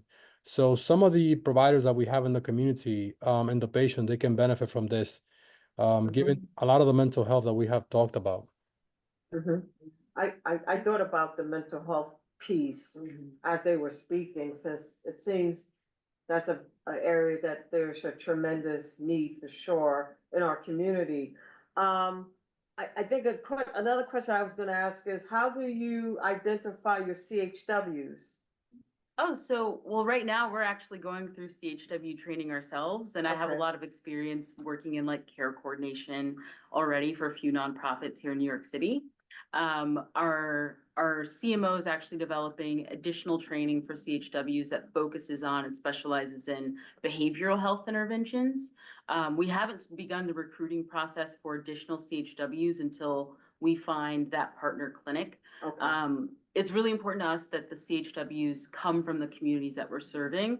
So we wouldn't want to recruit someone who lives, in Queens right now if our first partner clinic is in the Bronx.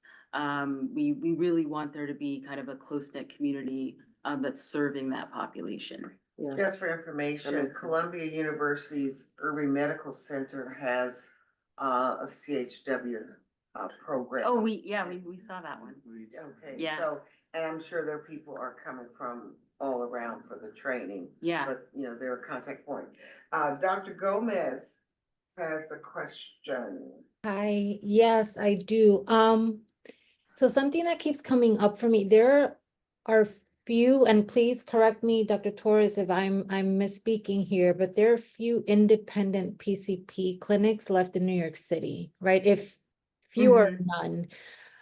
So what is the pathway to connecting with PCPs? Do you have to partner? Because the PCP can agree, but you would ultimately have to partner with the institution that PCP is affiliated with, or that clinic is affiliated with, correct?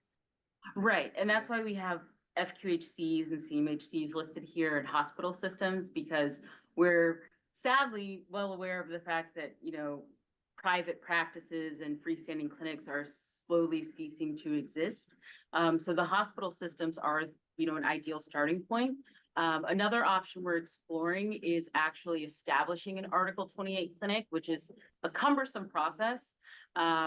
But we may have access to a physical location, the one I mentioned in Sullivan County, that might allow us some leeway to actually establish our own clinic that would allow us to then bill directly. I think ultimately the clinic will help us to test out the care model that we have built out, to collect some data.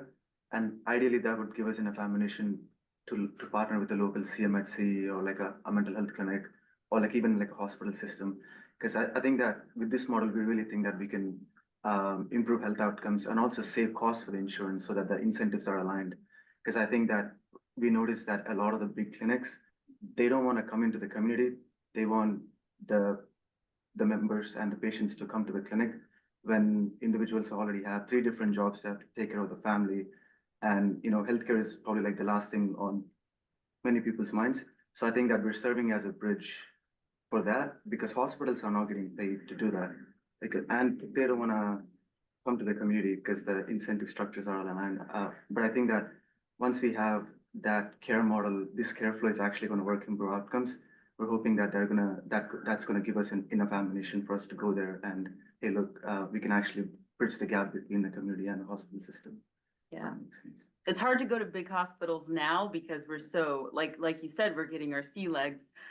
So we're really looking for that pilot opportunity so that we can prove the efficacy of our model and prove the outcomes have actually improved, which is then ammunition, like Shravan said, to then go to, larger systems. And what I would add, Dr. Gomez, what's happening is that also with the big institution, they're cutting a lot of their mental health services. The other phenomenon that is seen in the community is that you have small clinics joining IPAs, which are Independent Physician Association. They band together so they can try to have some bargaining power. I put Somos, which is one of them, is the strongest in New York State. And why they do this? Well, just quickly, when you have a private clinic, you get paid at X rate, but when you become part of a hospital, you become an extension of the hospital. So for the same service, you get paid 3 times more sometimes just because you belong to a hospital. So that's why you have now these IPA and this independent practice going away. But it is very important to have, those folks who know the community, who are from the community, treating the community. Because we have seen, many services that come around, but then, they're not very successful because they don't know the communities that they're working with. Right. And once we do have that kind of pilot location and we figured out all of the billing, our long-term strategy isn't just partnering with clinical settings, but also partnering with CBOs that are addressing things like food insecurity or housing insecurity, because that's also an avenue for us to connect with those patients and get referrals for those patients. So in the short term, we kind of have to start with a clinical setting, but as we grow, we're not limited to just a freestanding clinic or a clinical kind of hospital setting. Well, this community certainly meets some of the needs that you're talking about, those communities that have food insecurities. And of course, you heard a presentation this evening just from one of the grantees that's dealing with food insecurities, providing that distribution. And then in terms of clinics and FQHCs, we have a couple of FQHCs in our, Harlem community. One here in District 9, and then there's Harlem The major United. one, the one on 145th, right? No, they're moving to 135th. Well, I can say. Yeah, they're not leaving the community. And- But and then there are other few clinics, but that's the other reason we were concerned about that site Right. that is closing. That perhaps there is a way you have to determine how you're gonna situate yourself. You're in Roosevelt Island, but maybe there can be a group, I think groups of practitioners that could come together and utilize that space, because it was an actual clinic some years ago, maybe decade or so. And then the family planning, but there's possibility as long as we know about them in advance and we can plan. So there's a possibility. I agree. there. So, anyway, this would be an ideal community, but you have to look at, what it is that you're hoping to, how you want to set up and be back in touch with us right away. Look in the chat because there's a lot of feedback. There's, Tiffany, we love Victor's question, but make sure as you look through the chat that there may be some other comments from people. Take a picture. Okay, wonderful, yeah. Copy and paste. Is there anyone who's made a comment in the chat who wants to make a statement outright or follow up if somehow or another it wasn't answered or addressed? Hi, this is Antonika. Hi, Antonika. Yes. Hi, I'm with the Connect program out of Housing Works Community Healthcare. And so our program is also operated through an article, an OMH clinic. And so we're actually an extension of the clinic. And so Connect has free therapists and case managers that work with adults in Harlem. And so everything is free of charge. They don't need to have health insurance. And the therapists go to them. So they can meet them in community, they can meet them in their homes. And the case managers do the same to help them with their benefits and other support services.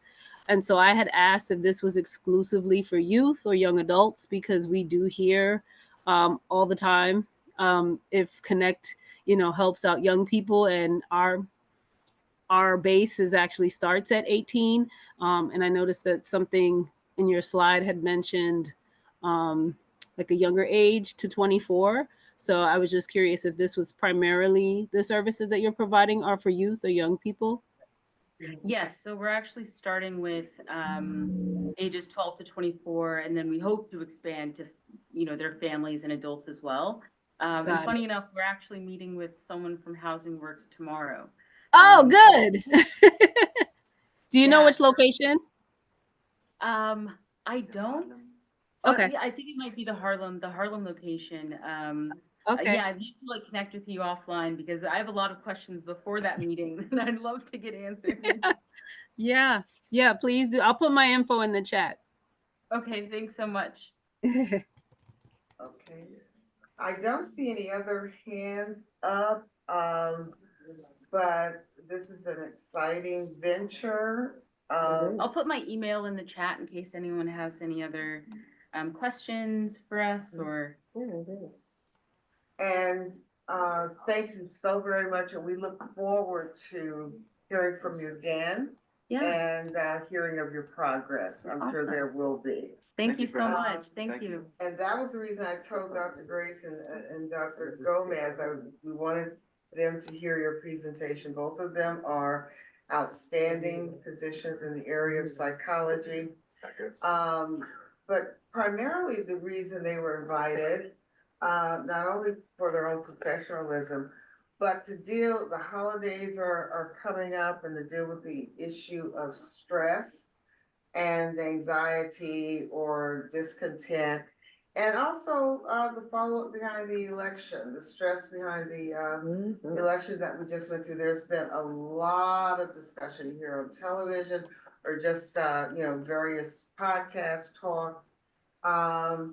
And people are just kind of like in a state of shock or dismay.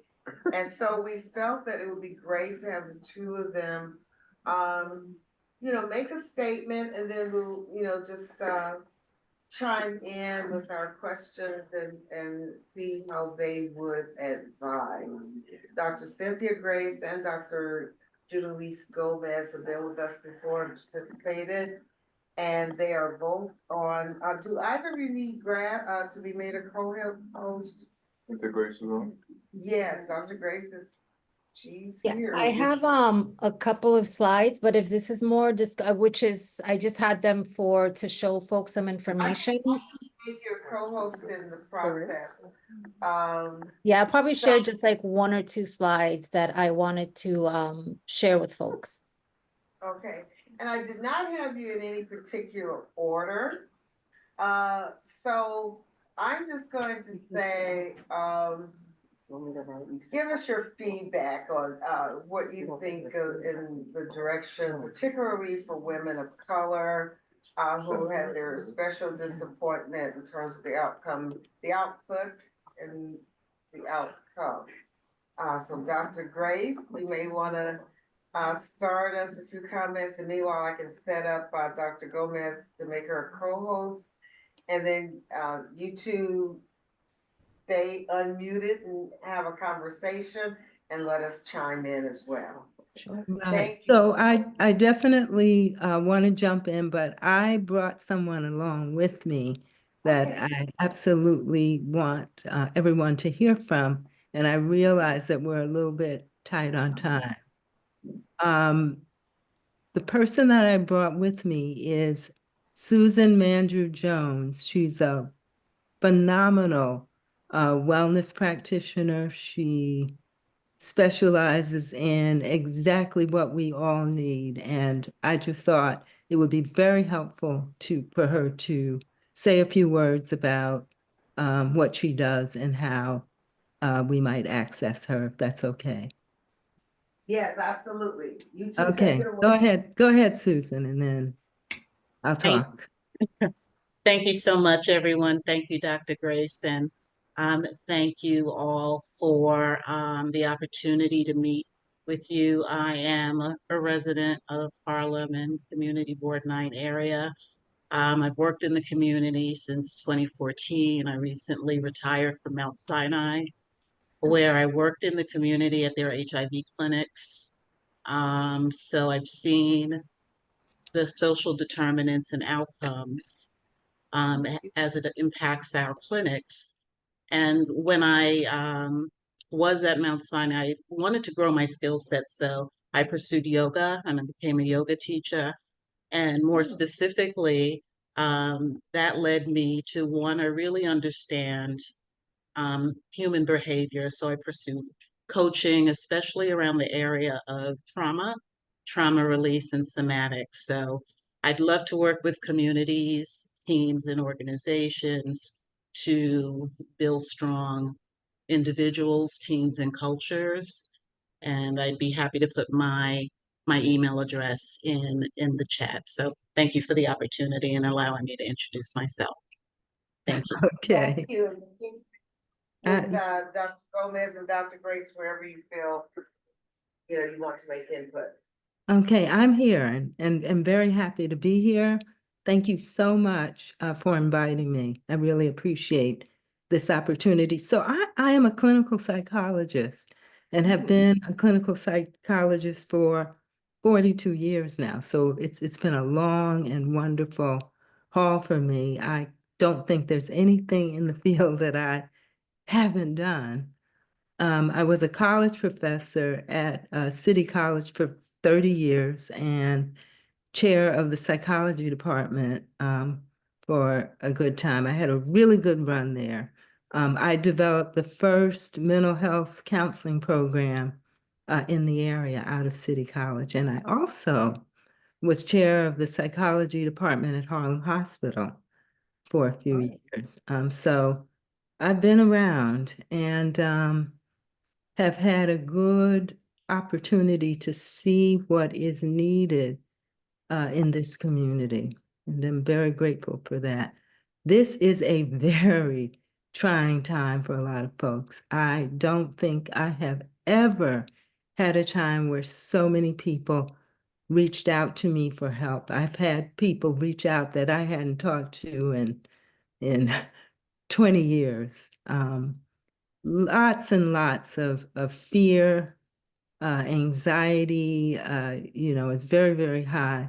Disillusionment, depression, you name it. I don't think there's anything that people are not struggling with right now. Most of all, we're really very afraid. People are very afraid, concerned about what's going to happen in the future, and rightly so. This is, for many people, a wake-up call. I know it was for me. But what happened was I got a growing sense of how it was also a call to action and a sense that people really want to be able to do something and are needing help with that. So, that's where I am now. I am so happy that you are doing what you're doing here in this organization, because we need more than anything the kinds of community development activities that people are talking about. We need that. The wake-up call is one thing. The call to action is what I think gets us away from the fear and honestly a sense of impotence. I hear a lot of people talking about, and that's really, really scary. I'm reminded that we don't have a lot of control over the things that we need much more control over, like where our food comes from, how we are educated, how our children are educated, who's in control of our health care, you know, basic things like that. And so I think the call to action needs to be around those kinds of things. And that's why I'm happy to be in the company of people who know that, who really know that. We need more organizations. We need to bring resources into our communities, and we need to have lots of people talking about that. So I'm glad that you're doing that. We're in the midst of a mental health crisis right now. Definitely. There is much, much more of a need than there are people who can meet the need. I tell you, you know. And mental health care is expensive, extremely expensive. And so for that reason, it's hard for people to access it. I do some pro bono work, other people do, but it's, you know, it's really difficult because I'm hearing the need. I think that phone calls that I would average maybe about 15 to 20 phone calls a week of new people seeking services. And so you know, what I've added is a role of being someone who would seek out resources, you know, for people. That has increased exponentially.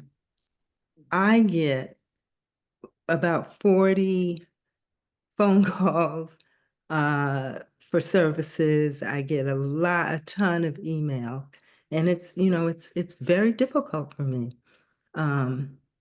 What I think we need to do is in addition to providing the treatment, is a lot of psychoeducation, which can go a long way. So we need to be teaching people about what they can do to be healthier psychologically. There's a lot that people can do. More than anything now, we need to help people develop structure and some of the kinds of mental health tools that people have been talking about. Yoga, meditation, you know, there are many, many things that can be done to help people feel better and function better. A lot of times people just don't get the information.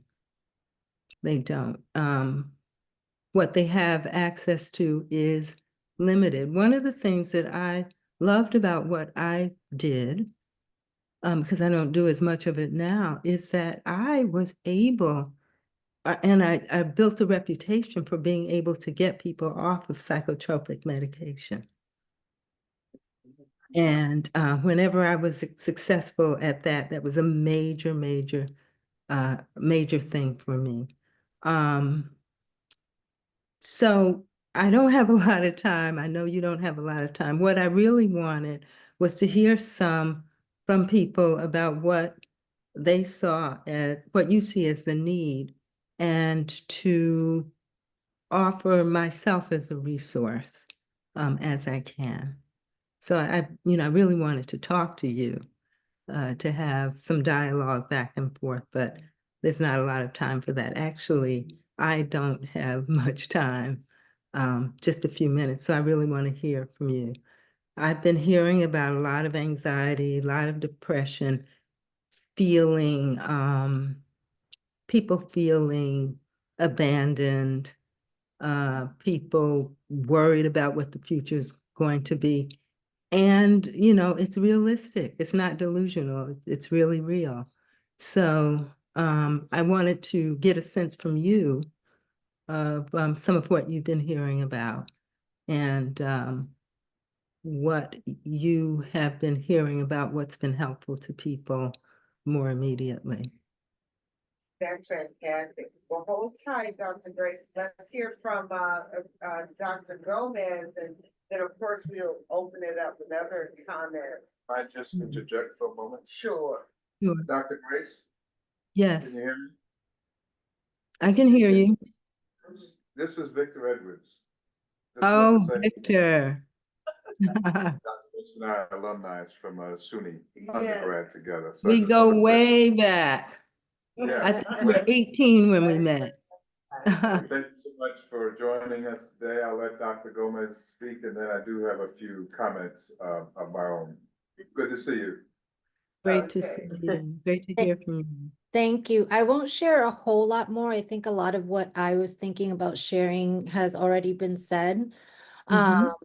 You know, I keep thinking about, we've been here before, Mhm. right? I really appreciate Dr. Grace's comment about a call to action. That was actually the focus of my presentation.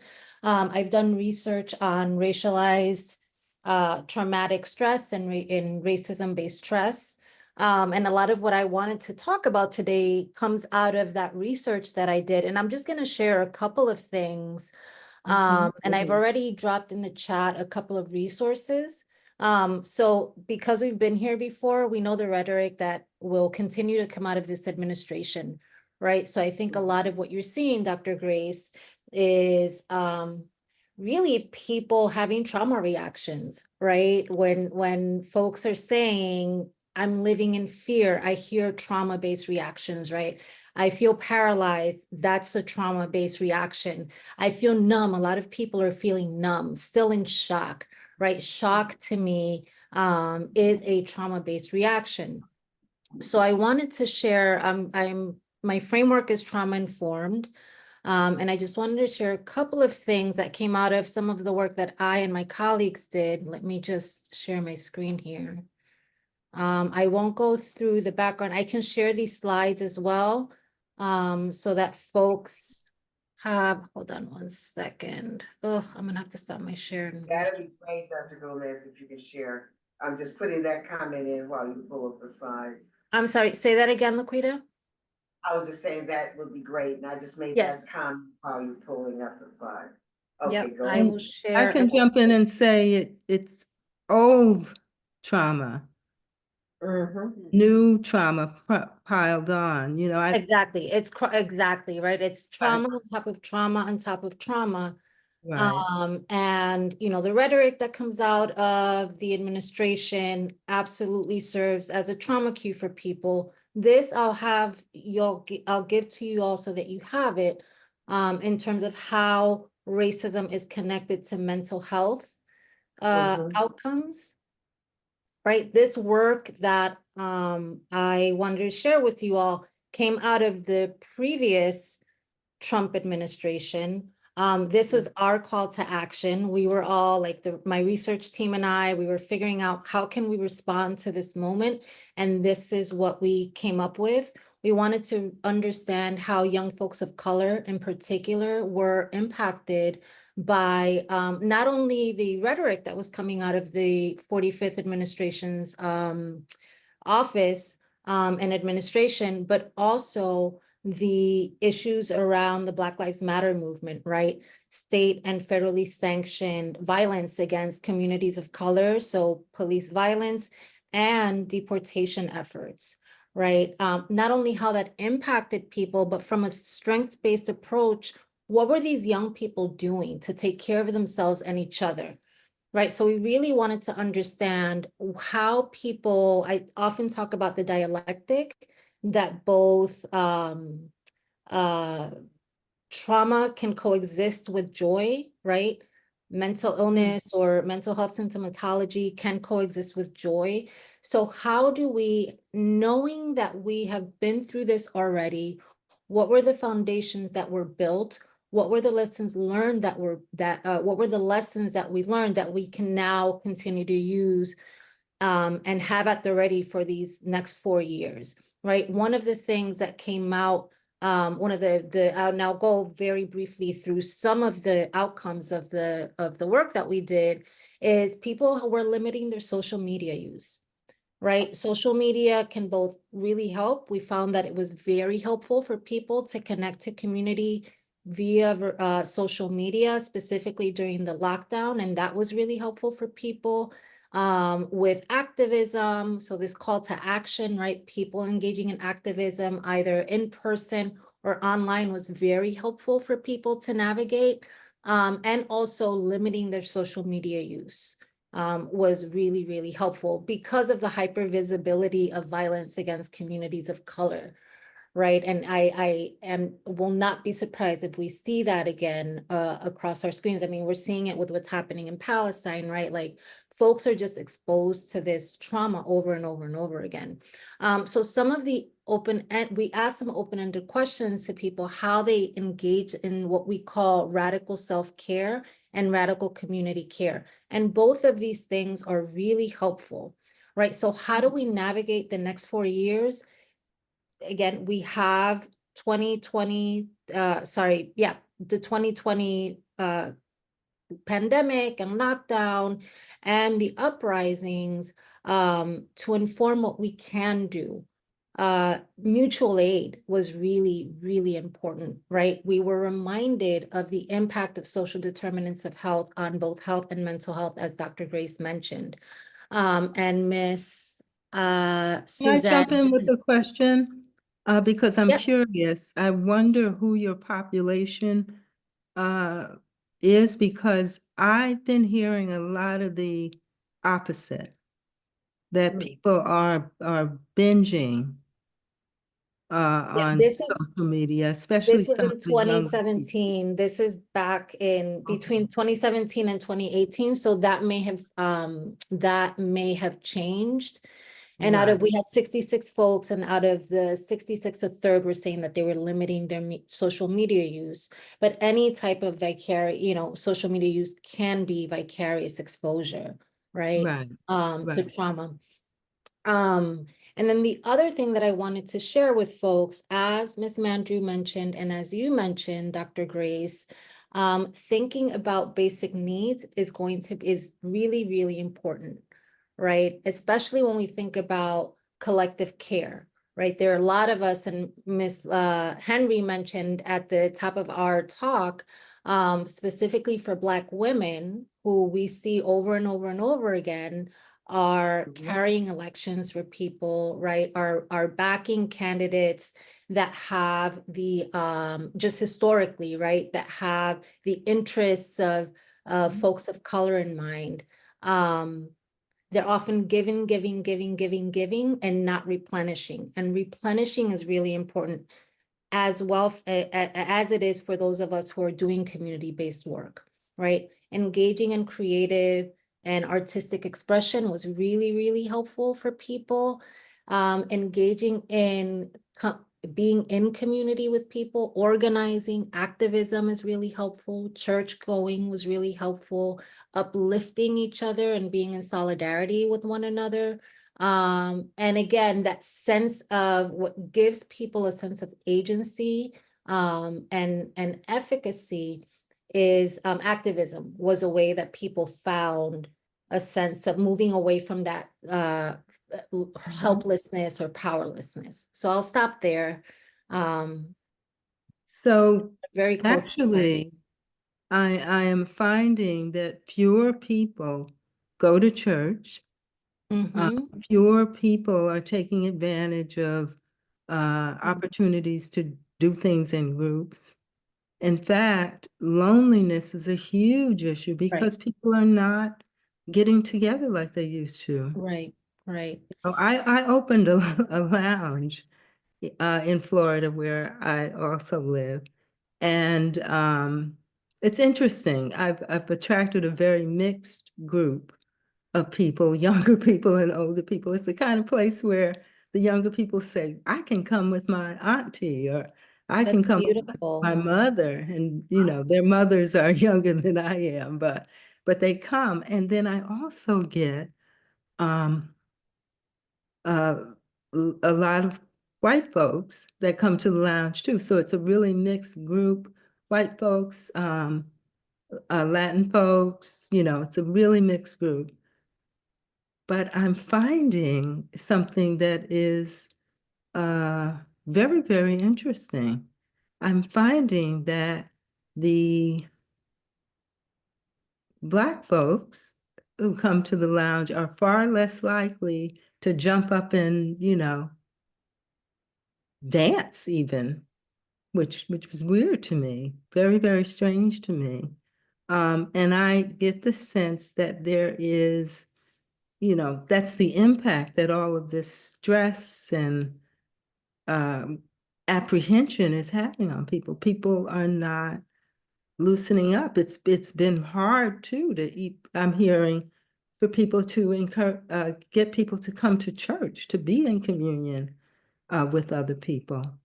So it's hard. We're checking out. And that I know that wasn't the case a few years ago, but it's something that people are talking about a lot now. I have a And couple. I would love to know what, the solution might be for that. I'm hearing that women in particular, Black people, Latinos, should just kind of or they are saying they want to take a rest. Want to take a rest. Okay, yeah. They need. I hear that too. And they see where it all shakes out after a few more weeks, and to hear, I guess every day some terrible person, worst person for position to govern us gets named, but just let all of this stuff drop and then see what's what, but rest ourselves and not totally drop out, but kind of say, let them do it, whoever the them. And I think there's a lot of disappointment and feeling of betrayal among white women also, again, that, women of color feel like, that end of the bargain wasn't kept up.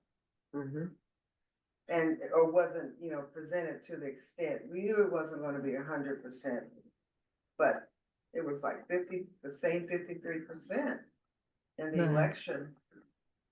Was there. It's not that Trump got even that many more votes than he got last time. Some people just didn't vote for whatever reason. A lot of people did not vote. Yeah, and I don't know if they were feeling, they didn't want to make a choice. And I don't know who these people were. From both ends, why. And I know there's a lot of disinformation and misinformation. Yeah, absolutely true. I think the dropping out started long before this election, though. It was something that I was seeing happening before the election. But I think what I'm seeing now is that there's less lethargy. People are kind of deciding to pull it together. People are coming out of, the sense of horror and depression and really seeking information for what can be done. Which is I good. see That's that Tiffany Khan has. Yes, I was about to say, I see Tiffany's hand up. Mhm. Tiffany Khan? Yeah, so first of all, thank you, Dr. Grace, for everything you said. It was refreshing to hear, and it's wonderful to hear about your background, and to know that people like you in the community are here doing this type of work. I wanted to just kind of piggyback off of a few things that you mentioned, the church, for example. And I grew up going to the church, and then broke away from it. It's a long story. But I think a lot of folks from my generation and younger, we're not raising our kids to go to the church as we did. And I can't speak for other people, but I'll just share with you one experience that I had that was very deeply disappointing to me very recently. In 2019, we had a set of bills in Albany to strengthen rent stabilization. We often hear about the intersection between housing and depression and so on and so forth.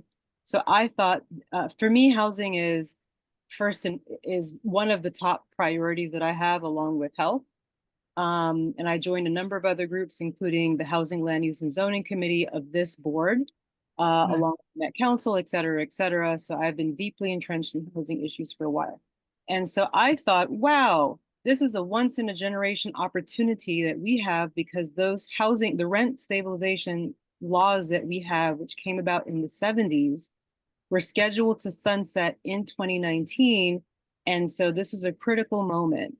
I Right. thought, each one teach one. If I could just go around and talk to a few congregations, because most of those churchgoers are people who live in rent regulated apartments, they could then go back and tell their families and so on and so forth, and we could get these bills passed.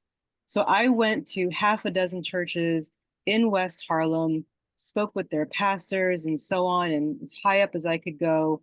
And I said, just give me 5 minutes to talk to folks, let them know who their elected officials are, a link for that so they could reach out to them. Everyone was interested, but then crickets. Yeah.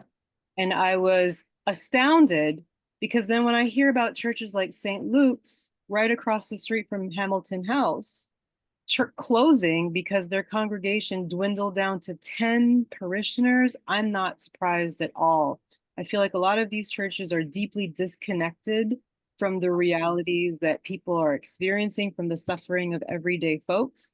And I don't know what they're doing, to be honest, but that's another story. Well, I tell you, we talk about food insecurity. I visited lots of churches where we have a home in Florida, and people had lots of food and were prepared to serve it and got the word out, and people were just not coming. Not even for the food. There has to, we have to ask deeper questions though. Why are they not coming? Is it because there might be a mistrust of the food origin? Nothing against you guys, but that's been a problem. We've had tons of food recalled recently. You might remember the salmonella outbreak because of what was it, romaine lettuce? That was just a few years ago. Right. And folks in our community, rightfully so. I'll tell you personally, I've had nothing but bad experiences with the hospital system. And I can understand why some folks would prefer not to go and self-medicate or find alternatives if they've had similar experiences. So we should ask deeper questions. We should, absolutely. Because I've gotten the sense that people, despite the fact that something's being offered, people don't feel that they're going to get what they need, really. Or that what they have to go through in order to get it will be too much. Okay. And so they just opt out. That's what people are telling me. They just don't. Dr. Grace, you had asked, what are people doing, I guess, to cope? And one of the things that we've heard and can observe even in our community, people are checking out and using finding ways to self-medicate, as was noted by Tiffany. I don't know if distrust is an issue and people feel they have to keep to themselves, but self-medicating, definitely is something that people are doing in our community. I guess that's a way to cope. And the trauma is real, it's constant, it's nonstop for Black people and people of color. And yeah, I guess we're bracing ourselves because we know more bad stuff is going to come, and we have been here before. And it's exhausting. It really is. It is, absolutely. It really is. Physically, emotionally, and mentally. So those are my comments. It really is. And I wanted to go back to something that you mentioned, Dr. Grace, this lounge that you created. I think that that's a wonderful idea, right? And what that makes me think of is creating intentional spaces for people. It may not necessarily have to be, doesn't necessarily have to be something that's focused on mental health but it could be social cohesion is a social determinant of health, right? Where people are That's just right. coming together and being in community with one another. And another thing that I'd like to say about the church going finding in the study, folks are also talking about spiritual practices. These were young people, right? So these were people in college and community-based adults. Our age range was from 18 to 24. And they were both sharing community or church going as a way to deal with, you know, social injustice related events that they were experiencing and racism-based trauma. But they were also talking about reconnecting to ancestral and cultural practices, which I think a lot of young people are really getting into more than they And are that's a selling point too. religiosity. I'm glad that you mentioned that. That's a selling point.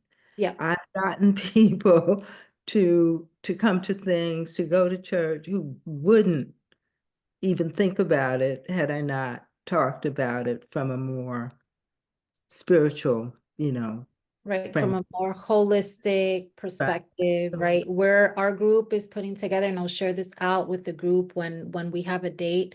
Working with one of the researchers that are connected to the community center, we're putting together or planning a healing convening where the community healers are meeting one another, or health or healing facilitators are meeting one another, and the community is meeting healing practitioners.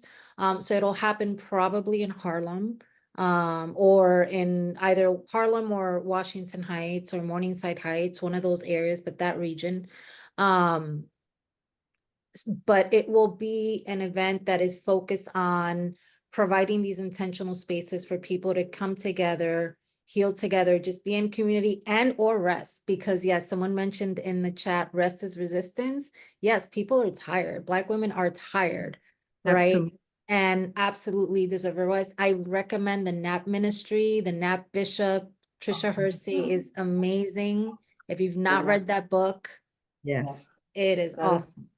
I highly recommend. So what I didn't say is I have a lounge, but I have another section of the lounge where I invite people to do various things. And so I've had people come in and do Reiki and lots of things that people were real yoga unfamiliar with. And Susan has been very helpful in that regard. That's been a way to get people in. And we have to do those kinds of Yeah, things. and these are different modalities that are probably more connected to our indigenous cultural practices than our, you know, things But like. people have to learn that first. Right. However, we can get them to be familiar. I opened up the first day spa in Harlem. And one of the things that it was called Synergy Spa. And one of the things that I loved was that a lot of people were coming in for their first massages. Absolute first massages, first facials, they were first. And so what you're talking about is exactly the kind of thing that we have to do. Then people are not going to knock down the doors. And there may be some disappointment based on what we believe the interest is, but we have to persist and, you know, just offer these things. And that's one of the reasons why I'm happy that someone like Susan, who will make available her information soon, is there, along with what I've heard from other people who have spoken. Got to do it bit by bit, not be discouraged. And Susan, with the call of your name, I know you put something in the chat and you had your hand up. You have your hand up. Yeah. Thank you so much again. Yeah, Black women are tired. And to both you, Dr. Grace and Dr. Gomez, you know, what I hear from folks go even a bit beyond depression and burnout. There's a sense of deep overwhelm.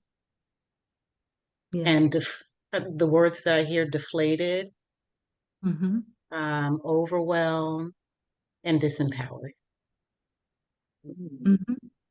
So coming into community, like you both mentioned, coming into communities and creating communities of care where folks can come together and we can bring our Indigenous practices into spaces is a healing modality and part I have been part of for quite a few years now. And I just started offering community meditation classes on Sundays, so be happy to share that link as well with everyone. But yeah, we're tired. Deirdre McIntosh Brown, Deirdre. Oh, hi, good evening. Thank you, Laquita. I just want to say to Dr. Gomez and Dr. Grace, I missed a part of the presentation, but I'm thankful for the work that you're doing. And I just wanted you to share your information in the chat. Speaking about, I co-chair the Youth Education and Libraries Committee along with my co-chair Shanika, who isn't here, but I'm also a community health worker and a minister. And so that with our youth, community health work, and, you know, our ministerial staff, I would like to just get some more of the information and see where we can share in the work and actually bring some of your practices to us. Okay. Thanks, Deirdre. I just dropped my email address in the chat for anyone who wants to connect, and Deirdre, I sent it via direct message as well. Okay, all right, thank you. And I'll do the same. I just wanted to share too, because we're working with Triumph from Columbia University, right? And some of their anxiety and depression screening. And, you know, I've been speaking with some of the people from my church, and we have a large congregation, of course, predominantly women. And everything that you're saying, you know, they're tired, overwhelmed, sometimes can't actually call it or name it, but need resources, need help. And I think all the things that you're talking about, you know, rest, definitely. I mean, I did a whole class on just rest. I just did some conference and they were talking about nurturing the clay, nurturing your body. We oftentimes reach out as practitioners to help others, but sometimes, or as parents, or as whatever it may be, not take the time for ourselves. And actually, you know, rest is a part of resetting. It's resistance, but it's also resetting everything back into balance, right? And sometimes life doesn't permit long periods of rest, but if we find a way of taking short periods of rest, whether it be meditating, whether it be any of those practices, yoga, whatever you may be saying, Dr. Grace, there's a good impact for us, and it's so great. Yeah, I just want to talk more. Because when we're under this kind of stress, it's hard to know how to be in your own head in a healthy way, right? And people can be taught, be helped with that. And it doesn't take a lot.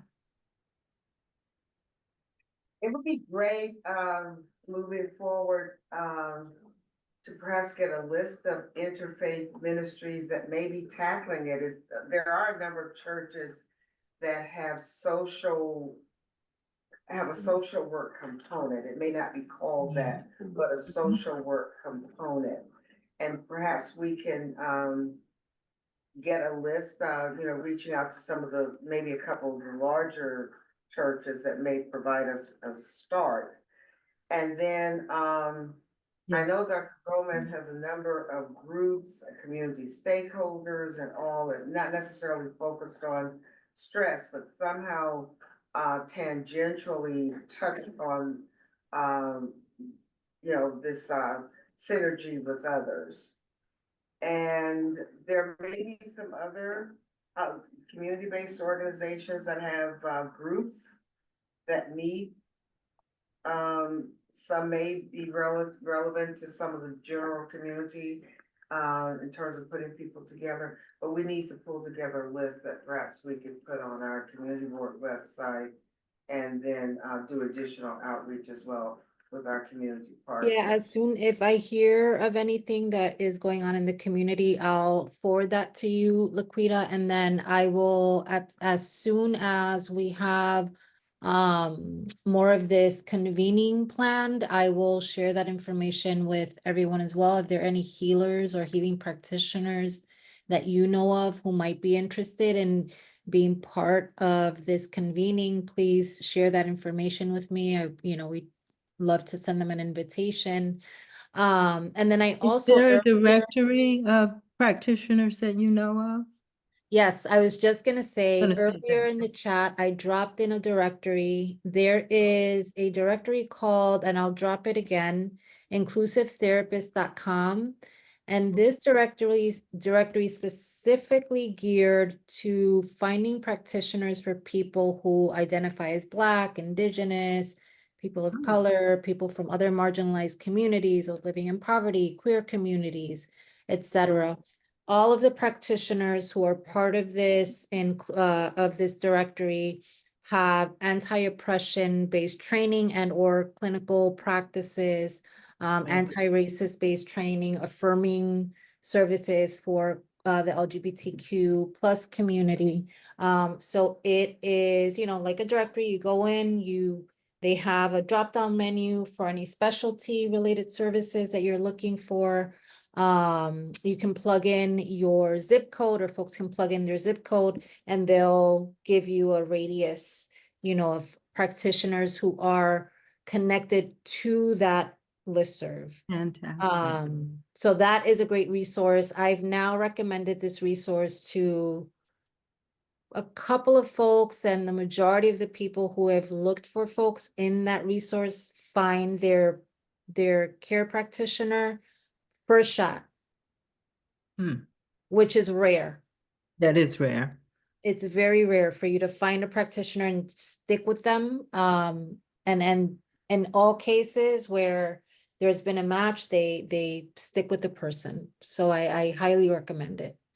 Yeah, I have two things that I have always And- wanted to facilitate. Dr. Grace, let me mention, as you conclude, we'll give each of you say 90 seconds and to wrap up, and then we'll Okay. have one other item of business we're doing, pretty well. So if you say what you're gonna say, maybe. you'll Okay, wrap I'll up just in say that that. time uh, period. Two things. I would love it if we could share more basic information about mental health with people in the community. Maybe host a free conference of some kind to pull people together, because I found that when people get the right information, it really makes a difference. I mean, I used to talk people out of hallucinations. I could do that. And I was called upon to demonstrate how to do that. People can be taught how to talk to people in a way that shares really important information and really makes a difference. The other dream that I've had was to establish something that I wanted to call the Wisdom Council, where, lay folks of, 40 plus would learn some basic information, much like mental health first aid, a mental health first aid kind of thing, but something geared to our community. They would get the information and learn basic self-help techniques that they could share with people. And, my vision was to have, older, seasoned, there are a lot of people around who have information, although they have not been trained formally. They know how to talk to people. They know how to engage people in a soothing way. There's a lot of that. We don't make enough use of what we have available to us. Let's shoot for February for that and make it happen. Okay, we'll, thank So you, Dr. one Grace and last thing that I Dr. can Miller. Oh, I'm offer one last- is that if someone needs some information, I don't mind being contacted at all via email or my telephone number. I still, even though I still practice in New York and in Florida. And I know a lot of people. So if someone needs referrals, I'm, happy to help with that too. So I say that to say I don't mind being contacted and, pressed into service. Or if someone just wants a consultation, I can do that. Help them understand what's going on and what they might need and to direct them to the right place. Thank you so much. And Dr. Gomez? A little wrap up, last bit, words of wisdom. Sure.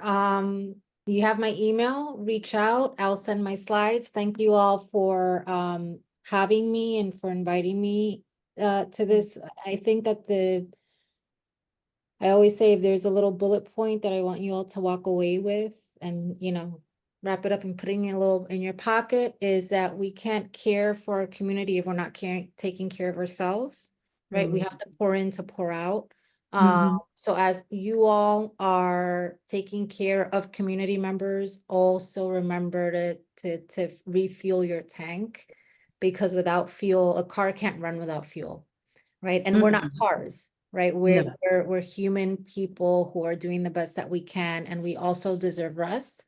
So know where your limits are. Burnout is also real. I went through a deep period of burnout post 2020.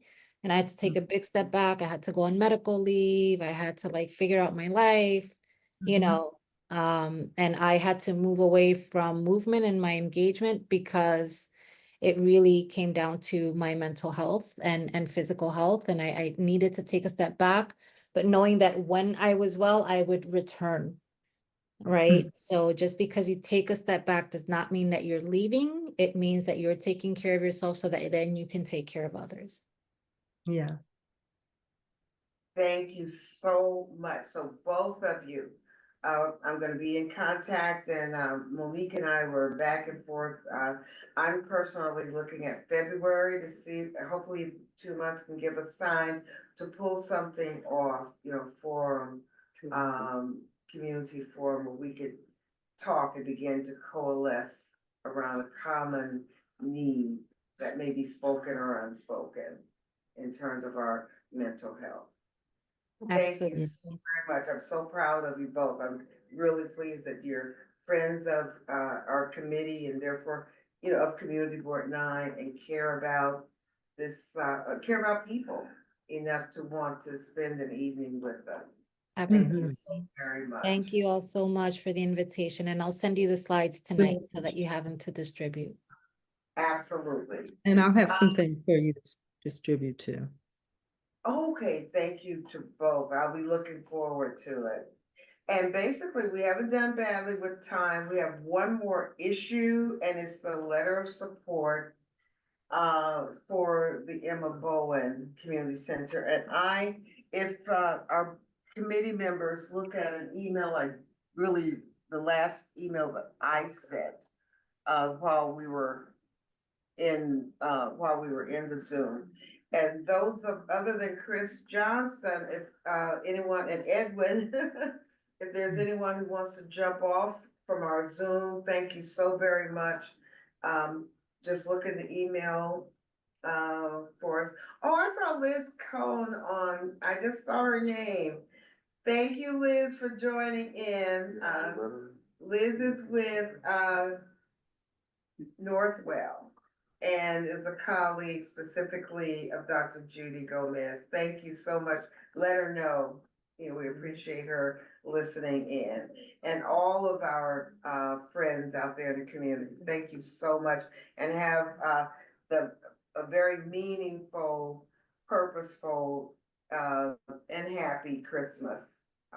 And well, let's say holiday season.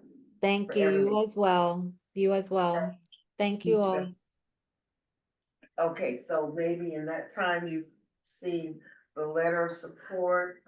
So it was sent in this last email with the other 6 attachments? No, I sent it by itself. Oh, okay. You'll see my Laquita Henry. Okay. And it's the letter of support that came from It's with Victor's signature, not signature, but, it would be signed by him.